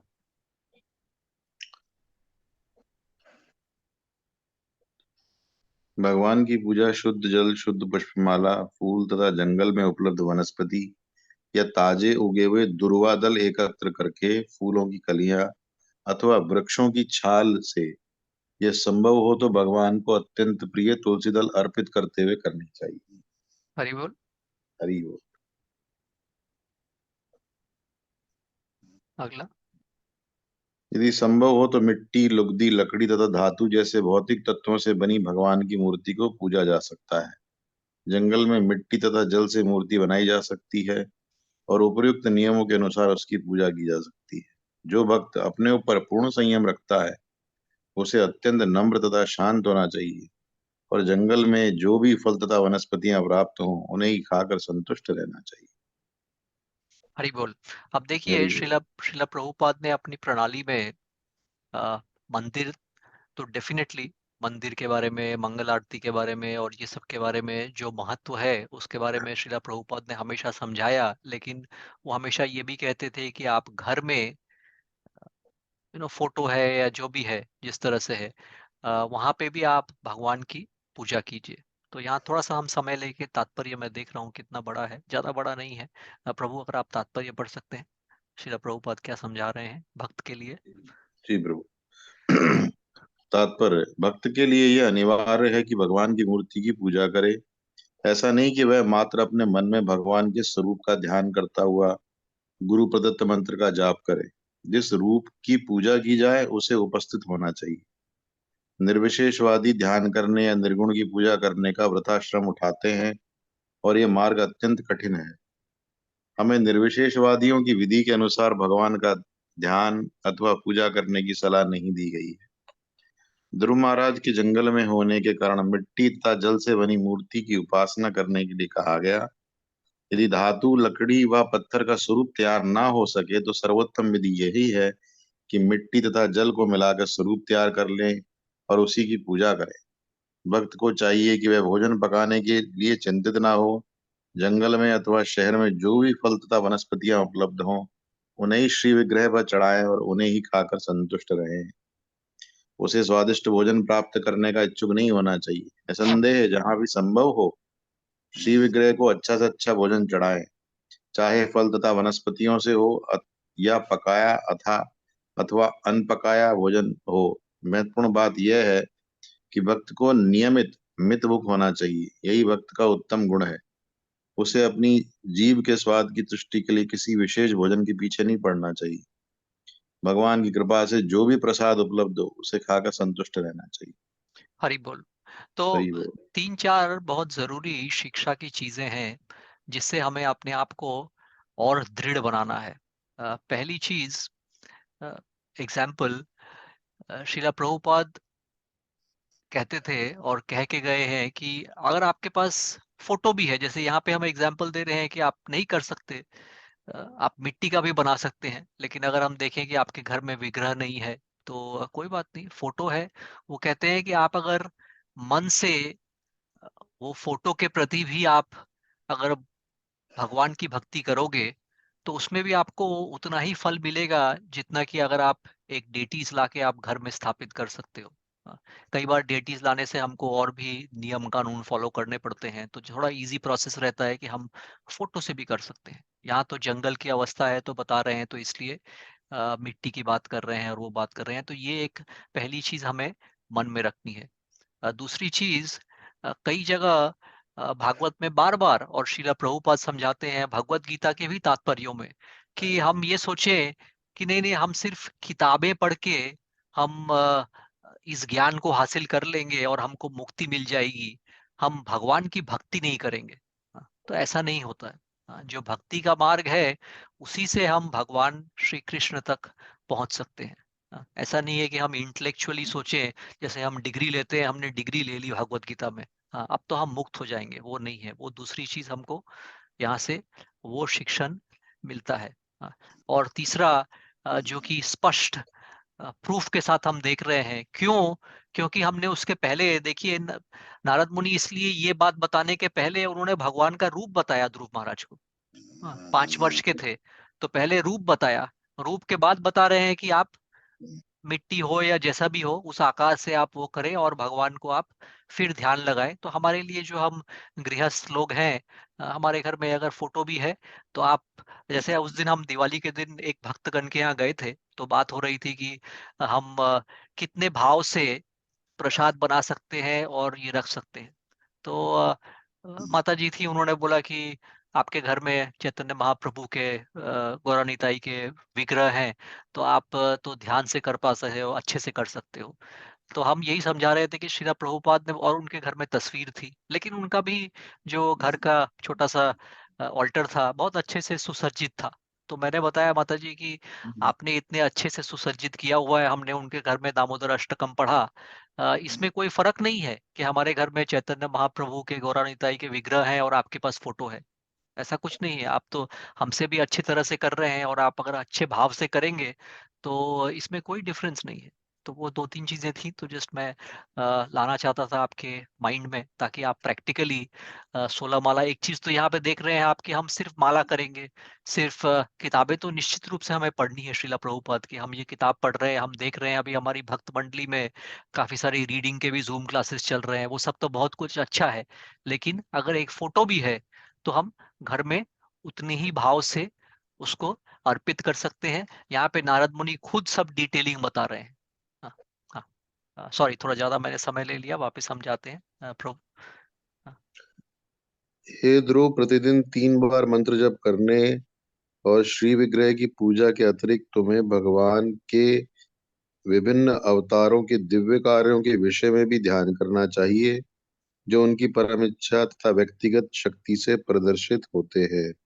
तो यहाँ पे उस चीज के बारे में भी बताया जा रहा है। एक तरह से अगर हम क्लोजेस्ट रेफरेंस देखें तो हम जैसे बताते हैं, अनुग्रह सुंदर गोपाल प्रभु हमेशा समझाते हैं कि भगवान की लीलाओं की चर्चा करना, हाँ, वो भी अनिवार्य है।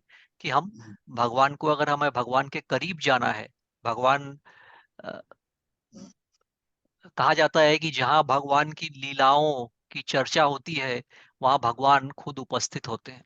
हाँ, तो थोड़ा सा उससे जुड़ता हुआ यहाँ नारद मुनि संदेश दे रहे हैं। हाँ, अगले पे जाएंगे हम। हाँ। संस्तुत सामग्री द्वारा परमेश्वर की पूजा किस प्रकार की जाए, इसके लिए मनुष्य को चाहिए कि पूर्व भक्तों के पद चिन्हों का अनुसरण करे अथवा हृदय के भीतर ही मंत्रोच्चार करके भगवान की पूजा करे, जो मंत्र से भिन्न नहीं। आ, जो मंत्र से भिन्न नहीं है, पूर्व भक्तों के पद चिन्हों पे। देखिए, हमारी जो गुरु परंपरा होती है, आप कहीं भी जाएंगे मंदिर में या वो देखेंगे, तो वो गुरु परंपरा का इसलिए भी उसकी विशेषता है कि पूर्व भक्तों के पद चिन्हों का अनुसरण करें। प्लस जो हम श्रीमद् भागवतम जब हम पढ़ते हैं, अगर हम देखें भगवत गीता और श्रीमद् भागवतम में, जो थोड़ा बहुत हमें समझ में आता है कि श्रीमद् भागवतम में लीलाएं हैं। हाँ, भगवत गीता में सारा संदेश है भगवान का, लेकिन अगर हमें प्रोत्साहन चाहिए उसके लिए, तो हम ये अलग अलग प्रसंग या अलग अलग लीला देखते हैं। तो हम क्या करते हैं, जो नारद मुनि यहाँ बता रहे हैं कि हम कैसे पूर्व भक्तों के पद चिन्हों पे चल सकते हैं। ठीक है, हम तप नहीं कर सकते, ध्रुव महाराज के जैसे तप नहीं कर सकते, लेकिन यहाँ पे भी देखिए, इन श्लोकों में भी 5-6 श्लोक ऐसे हैं जो हम प्रैक्टिकली उसको फॉलो कर सकते हैं। देखा आपने एक जगह, नारद मुनि ने लास्ट लाइन जो श्लोक में कही कि समय, संदर्भ और उसके हिसाब से आप उसको एडजस्ट कर सकते हो। तो कलयुग में जो चीजें हैं, तो अभी भी बहुत सारी चीजें, देखिए प्रणाली उस टाइम में बता रहे हैं, लेकिन फूलों का कैसे फलों का कैसे भोग लगाना है, वो प्रणाली तो अभी भी सेम है जैसे पहले थी। हर युग में अलग अलग तरीका होता है जिसपे एम्फेसिस दिया जाता है। जैसे द्वापर युग में, त्रेता युग में एक युग था जहाँ पे वैदिक रिचुअल्स किए जाते थे। एक युग था जहाँ पे मंदिर बने, देखिए जगन्नाथपुरी से लेके और तिरुपति और ये सब जितने बड़े बड़े टेम्पल बने, सब 1000 साल 1500 साल पहले के थे, क्योंकि वो उस टाइम के युग में बड़े बड़े टेम्पल बना के हम भगवान की पूजा करते थे। लेकिन उसके अंदर कुछ चीजें जो है, अब कलयुग में हम हरि नाम संकीर्तन से वो कर सकते हैं, लेकिन जो बाकी चीजें हैं, बहुत सारी चीजें हैं जो अभी भी कॉमन है या समानता है जिसमें। हाँ, अगला। इस प्रकार जो कोई गंभीरता तथा निष्ठा से अपने मन, वचन तथा शरीर से भगवान की भक्ति करता है और जो बताई गई भक्ति विधियों के कार्यों में मग्न रहता है, उसे अपनी इच्छा अनुसार भगवान वर देते हैं। यदि भक्त भौतिक संसार में धर्म, अर्थ, काम या भौतिक संसार से मोक्ष चाहता है, तो भगवान इन फलों को प्रदान करते हैं। हरि बोल। अब देखिए हरि यहाँ पे बोल। जो पहली जो पंक्ति है, वो सभी युग में फॉलो कर सकते हैं, हम भी इस युग में फॉलो कर सकते हैं। क्या? निष्ठा से अपने मन, वचन तथा शरीर से भगवान की भक्ति करना। अब हमने हिंदी क्लास में ही हमने बहुत सारी लीलाएं पढ़ी हैं। हमने थोड़े दिन पहले हम अम्बरीश महाराज की कहानी पढ़ रहे थे, दुर्वासा मुनि और अम्बरीश महाराज। अम्बरीश महाराज हमेशा सबसे बड़े उदाहरण है कि कैसे उन्होंने अपने सारे सेंस ऑर्गन्स यानी कि सारे इंद्रियों को चक्षु से लेके, हाथ से लेके, जीवा से लेके, सब कुछ को भगवान की भक्ति में कैसे यूज किया, तो वो तो एकदम टॉप मोस्ट एग्जाम्पल है। लेकिन हम अपने तरह से इस चीज को फॉलो कर सकते हैं। तो कुछ चीजें हैं जो आज भी फॉलो या प्रैक्टिकल अप्लाई करती हैं। यदि कोई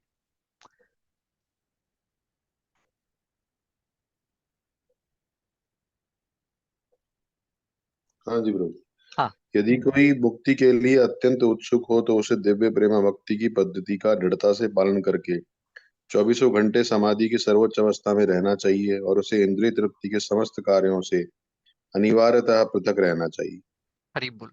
अब हम 24 घंटा समाधि तो नहीं लगा सकते, लेकिन जब अनुग्रह सुंदर गोपाल प्रभु जैसे समझाते हैं या हम किताबों में पढ़ते हैं श्रीला प्रभुपाद की, तो वो कहते हैं कि कोशिश करो जितने ज्यादा घंटे आप कृष्ण भावनामृत चेतना में दे सको। अब चेतना में कैसे दे सकते हैं? अगर हम दिन में 10 घंटे टीवी देखेंगे तो ऑब्वियसली फिर वो 10 घंटे तो हम नहीं दे पा रहे हैं, लेकिन हम करते हैं, जैसे हम जाप करते हैं तो 2 घंटा हमारा उसमें निकल जाता है। इसके अलावा अगर हम फोटो है, भोग लगा रहे हैं, ये सब कर रहे हैं, तो धीरे धीरे करके जितने हम घंटे बढ़ाते हैं तो उस हिसाब से क्योंकि मोह और माया का जो जाल है उससे निकलना बहुत मुश्किल होता है, तो वहां पे हम सोच सकते हैं कि हम प्रैक्टिकली कैसे इसको लागू कर सकते हैं अपने आध्यात्मिक जीवन में। हाँ। जब राजपुत्र ध्रुव महाराज को नारद मुनि इस प्रकार उपदेश दे रहे थे तो उन्होंने अपने गुरु नारद मुनि की प्रदक्षिणा की और उन्हें सादर नमस्कार किया। तत्पश्चात वे मधुबन के लिए चल पड़े जहाँ श्री कृष्ण के चरण कमल सदैव अंकित रहते हैं, अतः जो विशेष रूप से शुभ है। हरि बोल। तो हरि देखिए बोल। यहाँ पे भी अब एक कहानी ने एक ऐसा मोड़ ले लिया जिसकी डिटेलिंग नहीं हुई है, लेकिन क्या कहा जा रहा है कि ध्रुव महाराज ने नारद मुनि को अपना गुरु स्वीकार किया और उनका प्रदक्षिणा की, यानी कि सरकम एम्बुलेशन किया। तो यहाँ पे अब उनका पूर्ण समर्पण दे दिया नारद मुनि को कि अब आपके इंस्ट्रक्शन को मैं फॉलो करूंगा। पहले तो, और देखिए इसी प्रसंग में शुरुआत कहाँ से हुई थी? नारद मुनि बोल रहे थे तुम नहीं कर पाओगे, और यहाँ पे एक ऐसी अवस्था आ गई, उन्होंने नारद मुनि को अपना गुरु माना। जैसे हम कहते हैं कि हमें इस प्रणाली में अपने आप को सशक्त करना है, हमें हमेशा मन में ये डालना है कि हम श्रीला प्रभुपाद को अपना गुरु मानते हैं। मतलब हमेशा हमें ये प्रे करते रहना है कि श्रीला प्रभुपाद की हम संरक्षण में आना चाहते हैं। और कभी न कभी धीरे धीरे हम ये प्रणाली फॉलो करेंगे तो वो दिन आएगा जब हम फॉर्मली इनिशिएट हो सकते हैं या वॉटेवर। लेकिन हमें मन में ये रखना है कि हमें गुरु के प्रति समर्पण करना है। लेकिन गुरु के प्रति समर्पण करना है, गुरु को भी तो स्वीकार करना होगा। और जब गुरु स्वीकार करता है और वो सभी के लिए जैसे जैसे हमारा समर्पण, जैसे जैसे हमारा मनोभाव सही होगा, वो समय भी आएगा। लेकिन यहाँ पे जब ध्रुव महाराज ने प्रदक्षिणा की, अगर इसका मतलब कि नारद मुनि ने भी स्वीकार कर लिया कि हाँ तुम मेरे शिष्य हो, अदरवाइज तो गुरु अलाउ नहीं करेंगे उनको प्रदक्षिणा करने के लिए। तो हालांकि बताया नहीं गया है, लेकिन ये एक विशेष चीज हमें देखना है। जैसे मैंने बताया कि अगर ये नाटक चल रहा है या चलचित्र है तो एक छोटा सा टर्निंग पॉइंट है यहाँ पे। तो उसके बाद हम आगे देखते हैं अब ध्रुव महाराज कहाँ गए और उन्होंने क्या किया।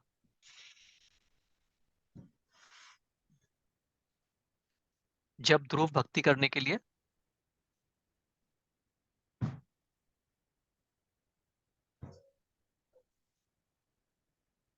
हाँ अमित प्रभु अभी थोड़ा सा ड्रॉप आउट हो गए हैं, शायद फिर से ज्वाइन करेंगे। तो कोई और पढ़ना चाहता है? वृंदा माता जी आप दोबारा पढ़ना चाहती हैं? पवित्रा माता जी आप हैं हमारे साथ, आप पढ़ना चाहती हैं?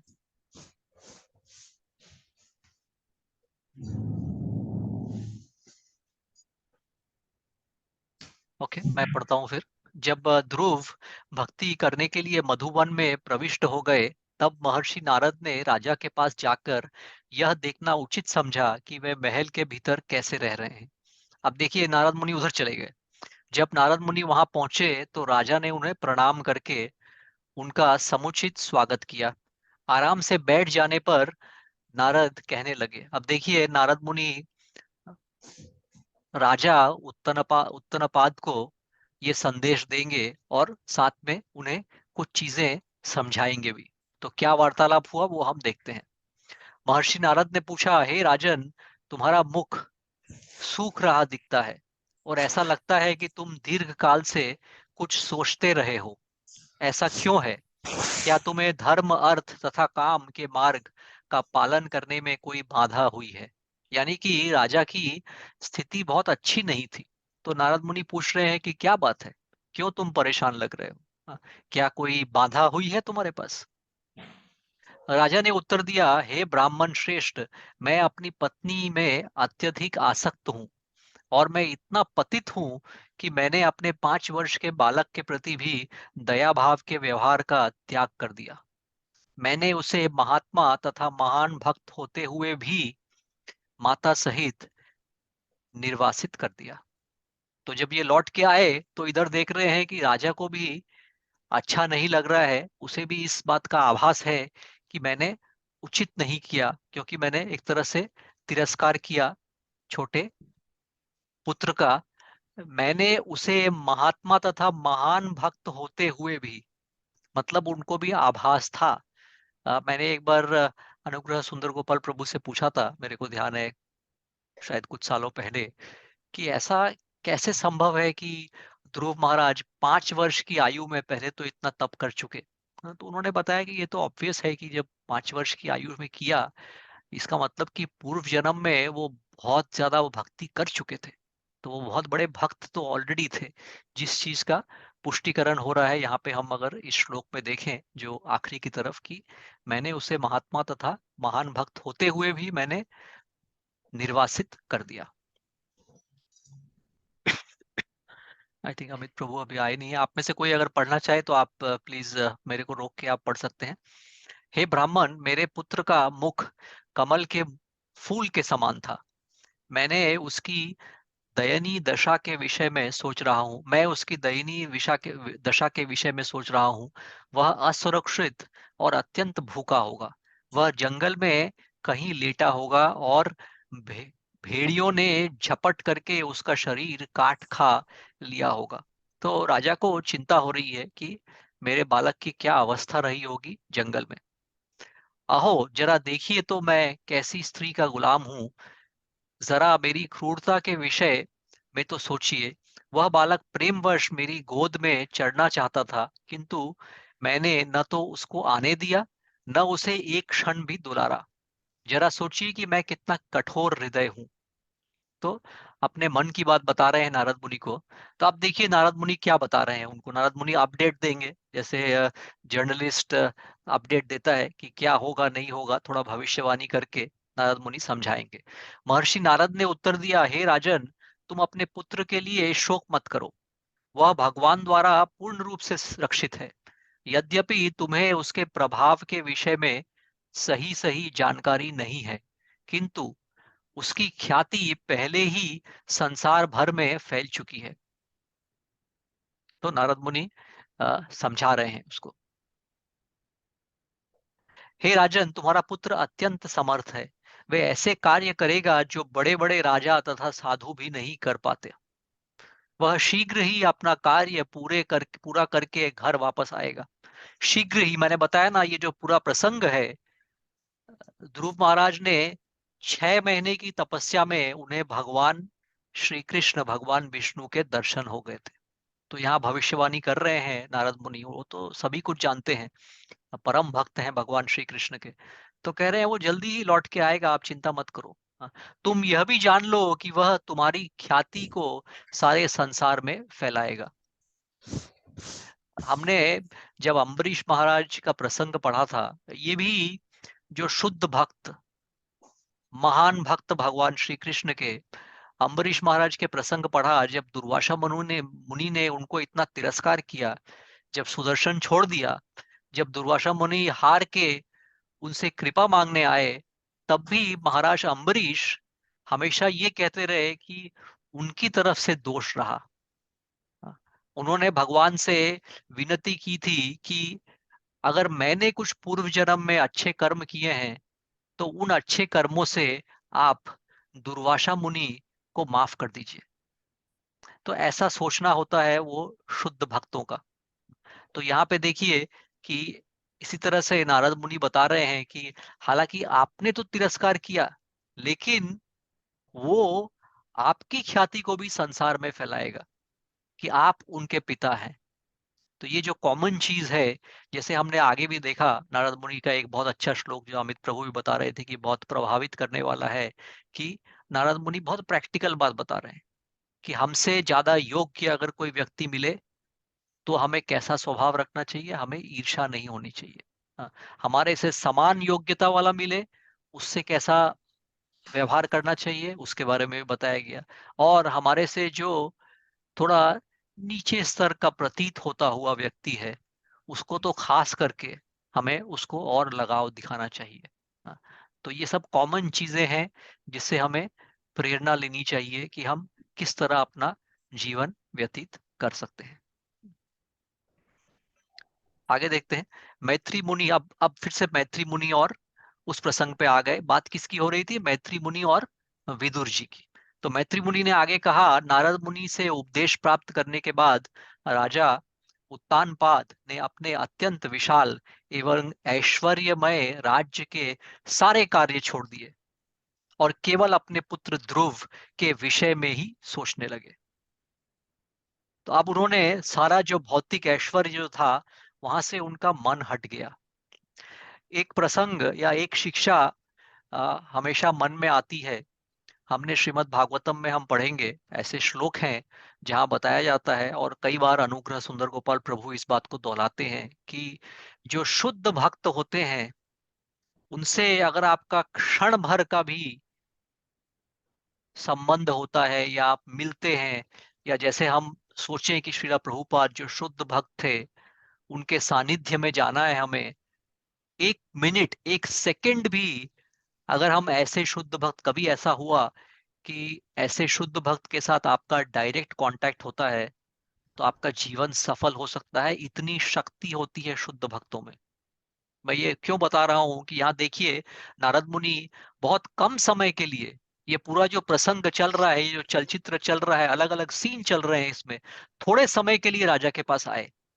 और शायद अगर हम सोचें अगर चलचित्र होगा तो शायद 5 मिनट का सीन होगा।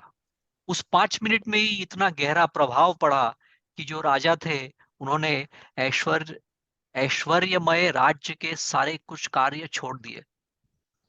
और ये श्लोक कब आ रहा है? इसके पहले क्या था श्लोक में कि आप चिंता मत कीजिए, आपने तिरस्कार किया, आपको खराब लगा, लेकिन ये जो ध्रुव है आपका पुत्र ध्रुव महाराज, ये आपकी भी ख्याति संसार में फैलाएंगे। बस इतना ही कहा। और उसका असर देखिए, शुद्ध भक्त का असर नारद मुनि का, कि उन्होंने बोला कि अब मैं ये मोह माया बंधन से मैं मुक्त हो जा रहा हूं, और वो सिर्फ ध्रुव महाराज के विषय में ही सोचने लगे। इधर ध्रुव महाराज ने मधुवन पहुंचकर, अब फिर से संदर्भ चेंज हो रहा है, अब नाटक में फिर से पर्दा हट के अब नया सीन आ रहा है। अब हम पहुंच रहे हैं मधुवन, और अब हम देखेंगे ध्रुव महाराज ने मधुवन में कैसे तप किए। और मैं समय का भी ध्यान रख रहा हूँ, कम भक्तगण है, कुछ प्रश्न है अभी तक, आपको अच्छा लग रहा है, अच्छा नहीं लग रहा है?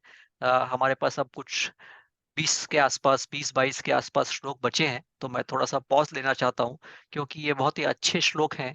और हम देखेंगे कि 5 वर्ष के ध्रुव महाराज ने मधुवन, हम थोड़ा सा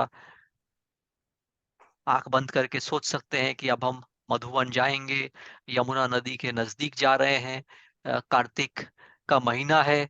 आप सोच सकते हैं कि इस महीने में जब हम लीलाओं के बारे में पढ़ रहे हैं तो हमें खुद से ही एक अच्छी अनुभूति होनी चाहिए। तो प्रभु माता जी, किसी का कोई प्रश्न है? अभी तक आपको अच्छा लग रहा है, अच्छा नहीं लग रहा है? आप फॉलो कर रहे हैं? वृंदा माता जी, आप सुन सकती हैं? पढ़ना चाहेंगी दोबारा से?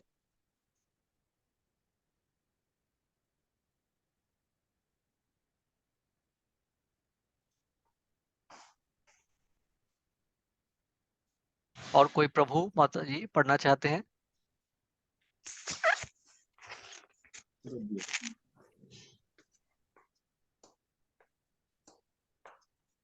कुछ बहुत अच्छे अच्छे श्लोक आएंगे, इसलिए मैं चाह रहा हूँ कि अगर कोई और पढ़ना चाहे तो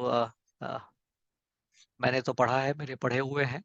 हालांकि मुझे भी आनंद आएगा, मगर मैं चाहता हूँ कि आप में से कोई अगर आनंद ले सके तो आपको और भी अ, रसायक लगेगा ये बहुत अच्छे श्लोक।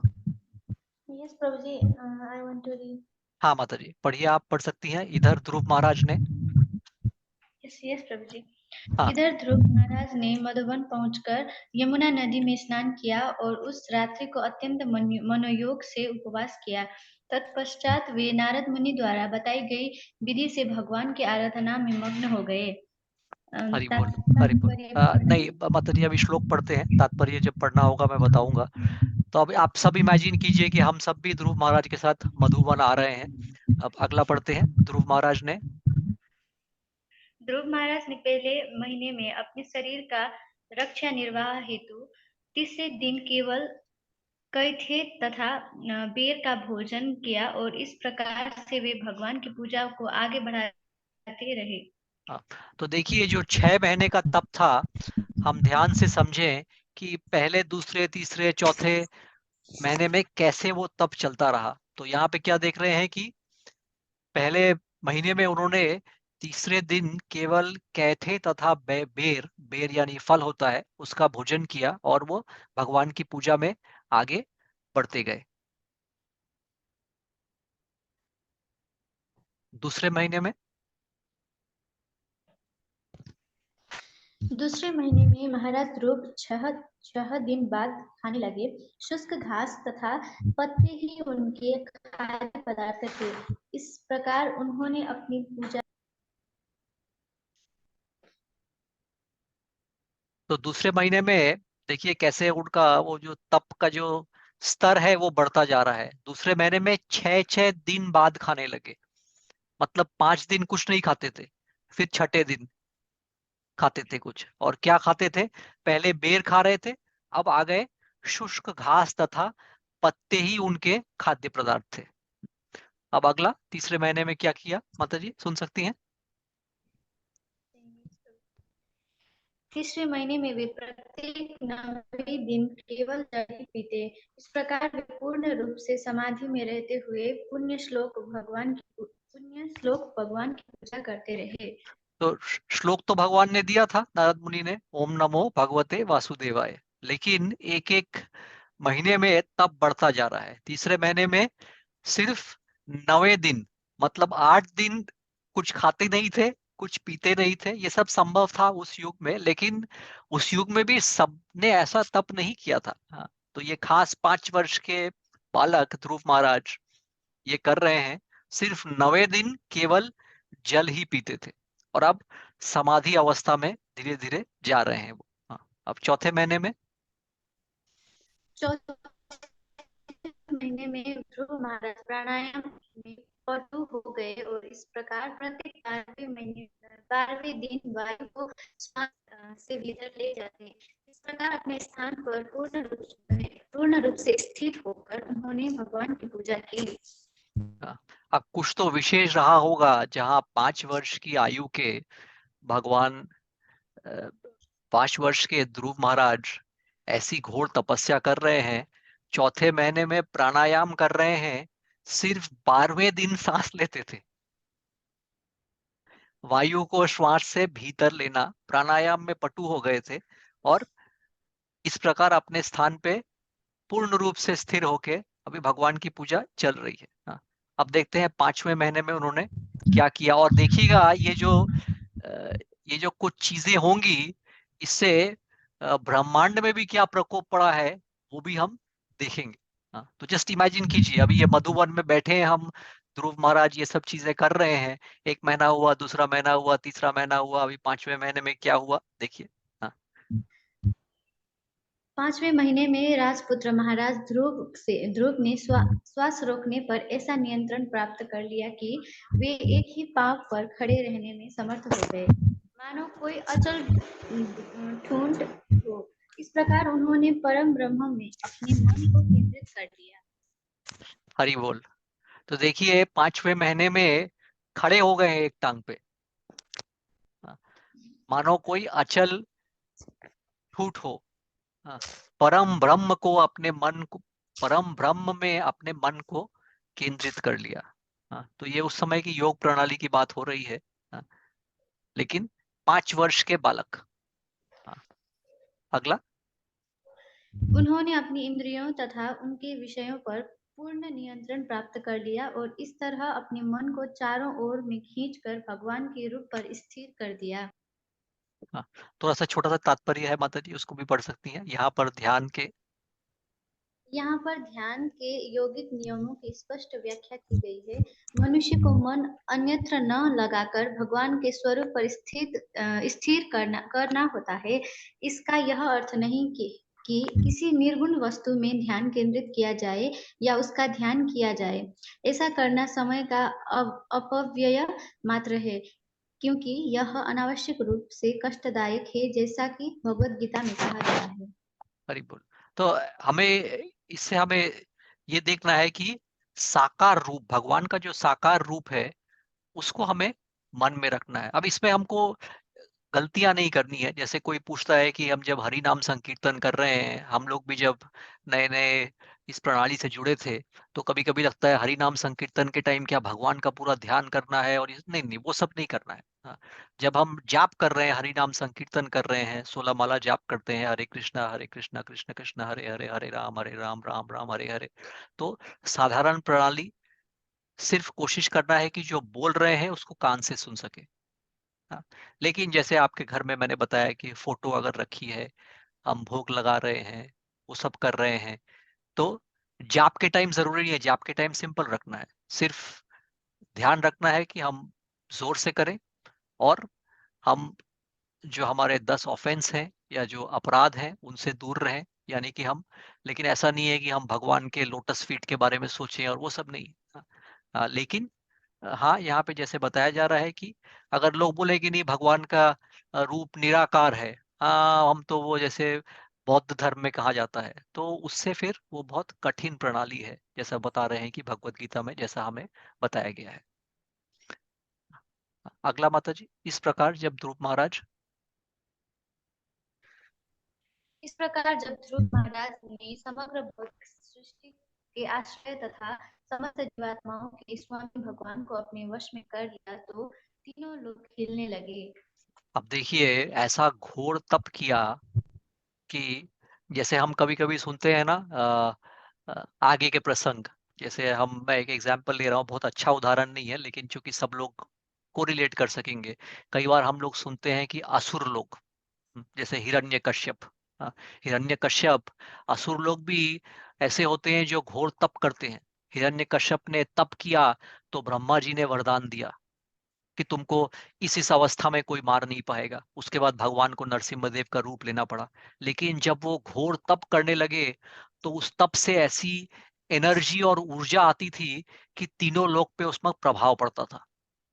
तो एक होता है अच्छा प्रभाव, एक होता है असुरों का भी प्रभाव। ऐसे ही जब रावण थे, वो भी भगवान शिव जी के इतने भक्त थे, तो रावण का देखिए जब उनका प्रकोप था तो तीनों लोकों में सब लोग घबराते थे, क्योंकि इस तरह की एनर्जी और ऊर्जा उत्पादन होती है। लेकिन यहाँ पे एक अच्छे प्रसंग में 5 वर्ष के ध्रुव महाराज, जब वो 5वें महीने में ऐसे घोर तप में थे, जब सिर्फ एक पैर पे खड़े हुए थे, लेकिन भगवान को अपने वश में कर रहे थे, तो तीनों लोक जो है वो हिलने लगे। यहाँ पे मैं देख रहा हूँ तात्पर्य कितना बड़ा है। अच्छा, ये थोड़ा बड़ा तात्पर्य है तो हम बाद में कोशिश करेंगे वापस आने की। अभी हम आगे बढ़ते हैं। हाँ, माता जी, जब राजपुत्र ध्रुव महाराज,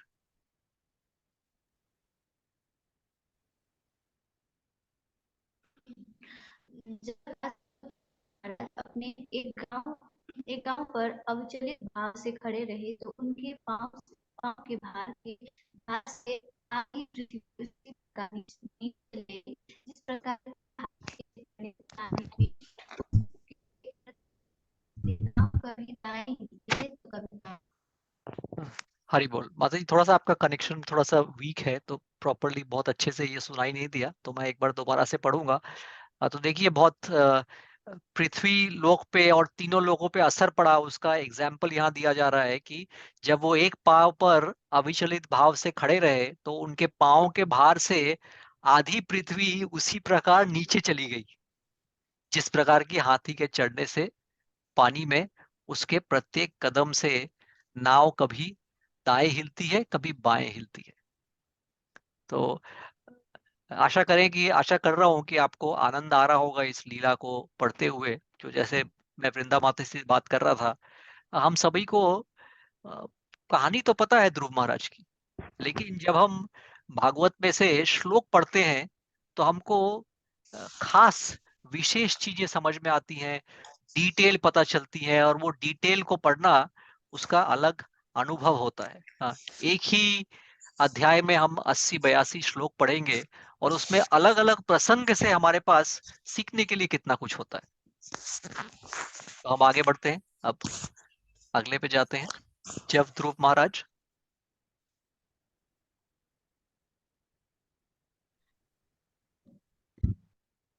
माता जी देख पा जब रही हैं? हाँ, जब ध्रुव महाराज गुरुता में भगवान विष्णु अर्थात समग्र चेतना से एकाकार हो गए तो उनके पूर्ण रूप से केंद्रीभूत होने तथा शरीर के सभी छिद्रों के बंद हो जाने से सारे विश्व की सांस घुटने लगी और सभी लोगों के समस्त बड़े बड़े देवताओं का दम घुटने लगा। अतः वे भगवान की शरण में आए।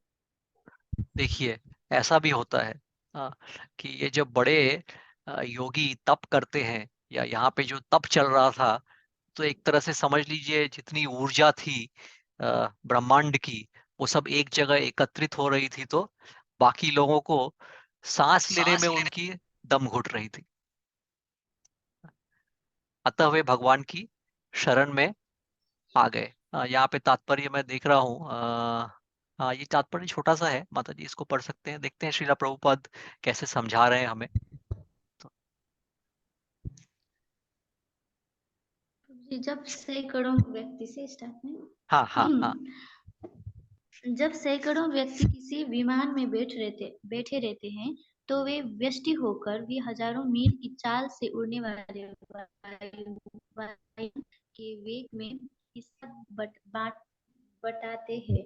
इसी प्रकार जब हम इकाई शक्ति को समग्र शक्ति के परिप्रेक्ष्य में देखते हैं तो इकाई शक्ति समग्र शक्ति के बराबर शक्तिमान हो जाती है। जैसा कि पिछले श्लोक में बताया गया कि है कि अपनी आत्मोन्नति के कारण ध्रुव महाराज में समग्र गुरुता आ गई, जिससे सारी पृथ्वी दब गई। ऐसी आध्यात्मिक शक्ति से उनका व्यष्टि शरीर ब्रह्मांड का समग्र शरीर बन गया।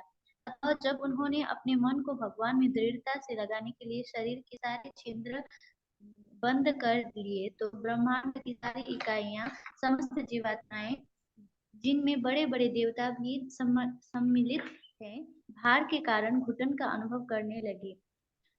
अतः वे सब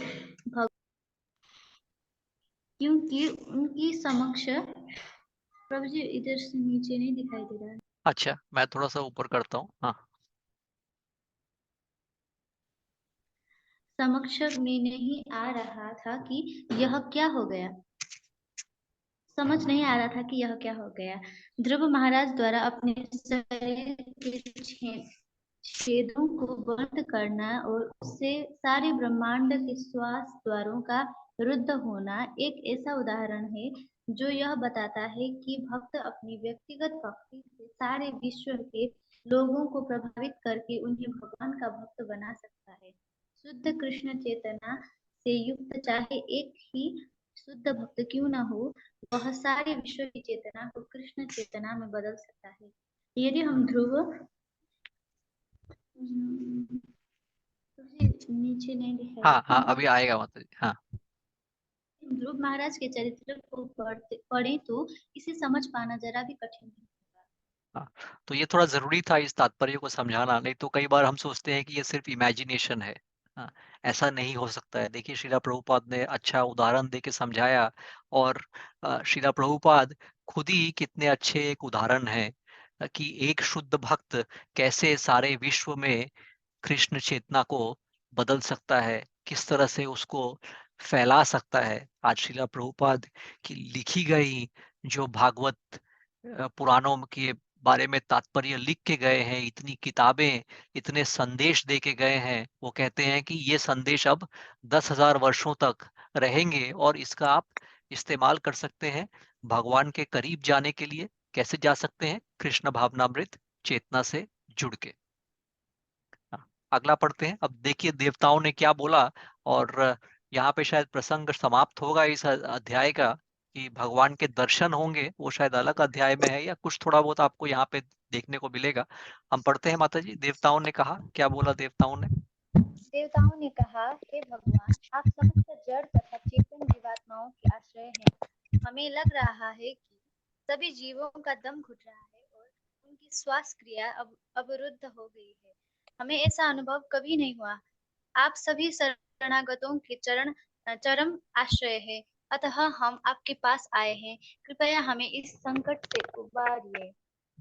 तो देखिए अब ये संदर्भ क्रिएट हो रहा है कि जिससे कि भगवान को आना पड़ेगा ध्रुव महाराज के दर्शन करने के लिए, और भगवान निश्चित रूप से चाहते होंगे कि आएंगे। लेकिन देखिए भगवान की जितनी लीलाएं होती हैं उस सब में सब लोग सम्मिलित होते हैं। तो ऐसा नहीं है कि ध्रुव महाराज ने किया और भगवान डायरेक्टली चले गए। यहाँ पे देवी देवताओं का अनुभव हुआ, देवी देवता भगवान के पास आए कि भगवान आप कुछ कीजिए। जैसे मैंने उदाहरण दिया कि जब हिरण्यकश्यप ने तप किया तो ब्रह्मा जी गए, फिर ब्रह्मा जी ने वरदान दे दिया। उसके बाद भी हमने कई बार देखते हैं हम प्रसंग में भागवत में कि उसके बाद सारे देवी देवता मिलके भगवान विष्णु, भगवान श्री कृष्ण के पास जाते हैं कि अब ये समस्या आ गई है भौतिक जगत में, ब्रह्मांड में, अब आप अपनी शरण में हमको लीजिए और हम इस समस्या के समाधान से मुक्त कीजिए। हालांकि यहाँ पे जो प्रसंग है वो एक तरह से पॉजिटिव प्रसंग है, हिरण्यकश्यप का नेगेटिव प्रसंग था। रावण का जो प्रसंग था जब भगवान मर्यादा पुरुषोत्तम राम आए तो वो प्रसंग नेगेटिव था। लेकिन अ, जो तरीका है वो कॉमन है कि भगवान के पास आएंगे तो उसके बाद फिर भगवान अपना कुछ रिएक्शन देंगे और कहेंगे कि ठीक है भाई तुम चिंता मत करो, मैं जाऊंगा, मैं स्थिति को सुधारूंगा। अब वो सब चीज हम आखिरी की तरफ आ गए हैं इस अध्याय में, तो हम वो देखते हैं कि उसके बाद भगवान श्री कृष्ण ने क्या उत्तर दिया। हाँ, श्री भगवान ने उत्तर दिया। श्री भगवान ने उत्तर दिया, हे देवों, तुम इससे विचलित न हो। यह राजा उत्तानपाद के पुत्र की कठोर तपस्या तथा दृढ़ निश्चय के कारण हुआ है, जो इस समय मेरे चिंतन में पूर्णतया लीन है। उसी ने सारे ब्रह्मांड की श्वास क्रिया को रोक दिया है। तुम लोग अपने अपने घर जा सकते हो। मैं उस बालक को कठिन तपस्या करने से रोक दूंगा, तो तुम इस परिस्थिति से। तो यही आखिरी श्लोक है इस अध्याय का। तो मैं समय का ध्यान रख रहा था क्योंकि मैं कुछ समय लेना चाहता हूँ जहाँ आपकी प्रतिक्रिया देख सकें और सुन सकें, और इसके बाद हम अगले सप्ताह इस अध्याय को समाप्त करेंगे। और वो अध्याय और भी अच्छा होगा जहाँ हम सुनेंगे कि भगवान श्री कृष्ण आए और उसके बाद ध्रुव महाराज से क्या वार्ता हुई, कैसे ध्रुव महाराज को उन्होंने बेनिडिक्शंस दिए यानी कि बूंद दिए। मगर ये जो आखिरी है ये हम इसका तात्पर्य भी पढ़ेंगे, यहाँ पे श्रील प्रभुपाद हमें क्या समझा रहे हैं। उसके बाद हम इस अध्याय को यहाँ समाप्त करेंगे। तो माता जी आप तात्पर्य पढ़ सकती हैं यहाँ पर प्रयुक्त एक शब्द। तात्पर्य, यहाँ पर प्रयुक्त एक शब्द संगात्मा का अर्थ मायावादी दार्शनिकों द्वारा गलत ढंग से लगाया गया है। वे कहते हैं कि ध्रुव महाराज का आत्मा परमेश्वर के परम आत्मा में आत्मा से एक हो गया। वे इस शब्द द्वारा यह सिद्ध करना चाहते हैं कि इस प्रकार परमात्मा तथा व्यष्टि आत्मा संयुक्त हो जाते हैं और ऐसे एकीकरण में के पश्चात व्यष्टि आत्मा का पृथक अस्तित्व नहीं रह जाता। किंतु यहाँ पर भगवान ने स्पष्ट कहा है कि ध्रुव महाराज उनके ध्यान में इस प्रकार लीन थे कि विश्व चेतना स्वरूप वे स्वयं ध्रुव की ओर आकृष्ट हो गए। देवों को प्रसन्न करने के लिए वे स्वयं ध्रुव महाराज के पास जाकर उनको कठोर तपस्या से रोकना चाहते थे। मायावादी दार्शनिकों के इस कथन से इस निष्कर्ष की पुष्टि नहीं नहीं होती कि परमात्मा तथा आत्मा एकाकार हो जाते हैं। अपितु परमात्मा भगवान ने ध्रुव महाराज को इस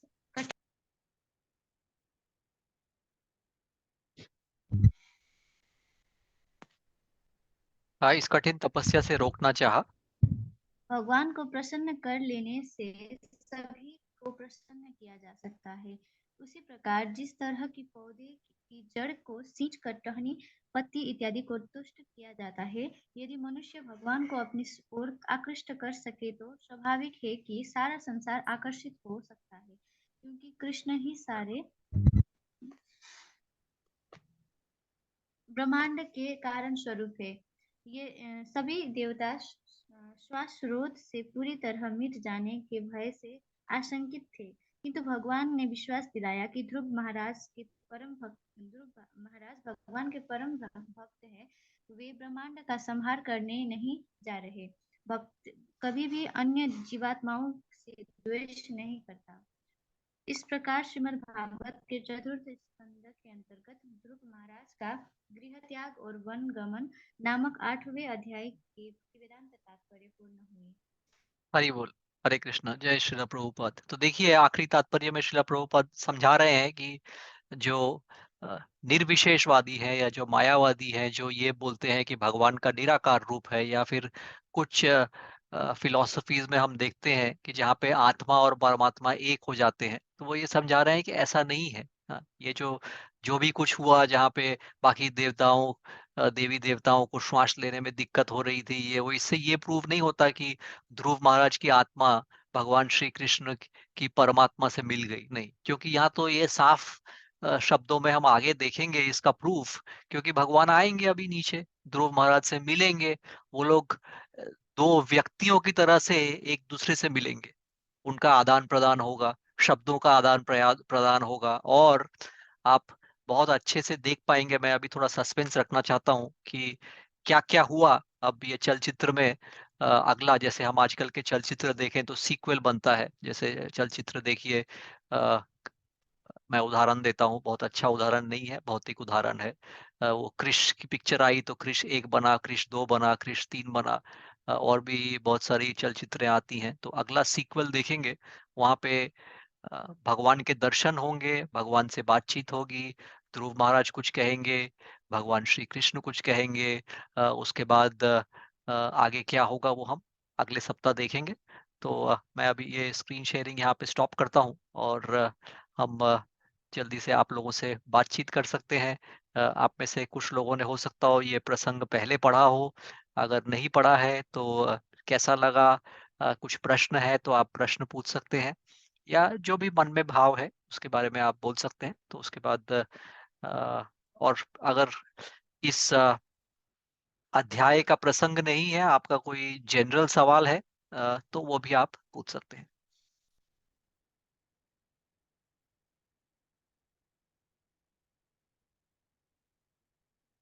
प्रभु माता जी, कोई कुछ कहना चाहेंगे? क्या शिक्षा मिली, क्या चीज अच्छी लगी आपको आज के सत्र में?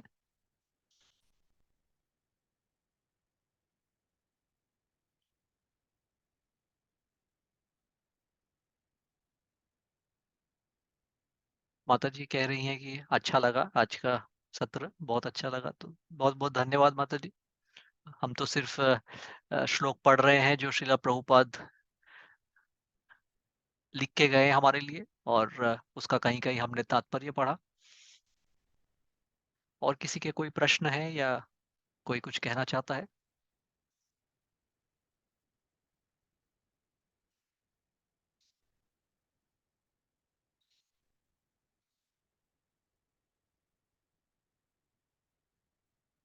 अगर नहीं तो फिर हम अगले सप्ताह फिर आपसे मुलाकात करेंगे। अगर आप समय निकाल के आ सकते हैं तो हम इन लीलाओं को पढ़ेंगे, जैसा हमने बताया। और आप सबको ज्ञान है कि ये कार्तिक का महीना चल रहा है, तो इस महीने में अगर हम थोड़ा समय ज़्यादा निकालें भगवान की लीलाओं के बारे में, तो जो भी हम छोटा मोटा टाइम स्पेंड करते हैं इस महीने में, तो उसका बहुत ही लाभ मिलता है हमें, बहुत ज्यादा। जैसे हम कहते हैं कि मल्टीप्लाई होता है बहुत, सैकड़ों गुना ज़्यादा लाभ होता है भगवान की भक्ति का। इसका मतलब ये नहीं कि जब कार्तिक का महीना खत्म हो जाए तो हम भक्ति करना छोड़ दें। मगर हाँ, इस महीने में, इस माहौल में अगर हम भगवान के बारे में सुनें, भगवान की लीलाओं के बारे में पढ़ें, और भगवान की लीलाओं के बारे में सुनना और पढ़ना श्रीमद् भागवतम से ज़्यादा अच्छा और कहीं हम उसको ढूँढ नहीं सकते। तो इसलिए हम इन सत्रों में जब अक्षय प्रभु आते हैं, तो कई बार अक्षय प्रभु कुछ-कुछ पर्टिकुलर चीज़ों के बारे में हमें सिखाते हैं, और मैं कोशिश करता हूँ कि हम इन लीलाओं से, इन कहानियों से हम शिक्षण ले सकें। तो हम दोनों तरह का ये प्रोसेस फ़ॉलो करने की कोशिश करते हैं। तो बहुत-बहुत धन्यवाद आपका बहुमूल्य समय देने के लिए आज के सत्र में, और अगले सप्ताह आपसे फिर मुलाकात होगी।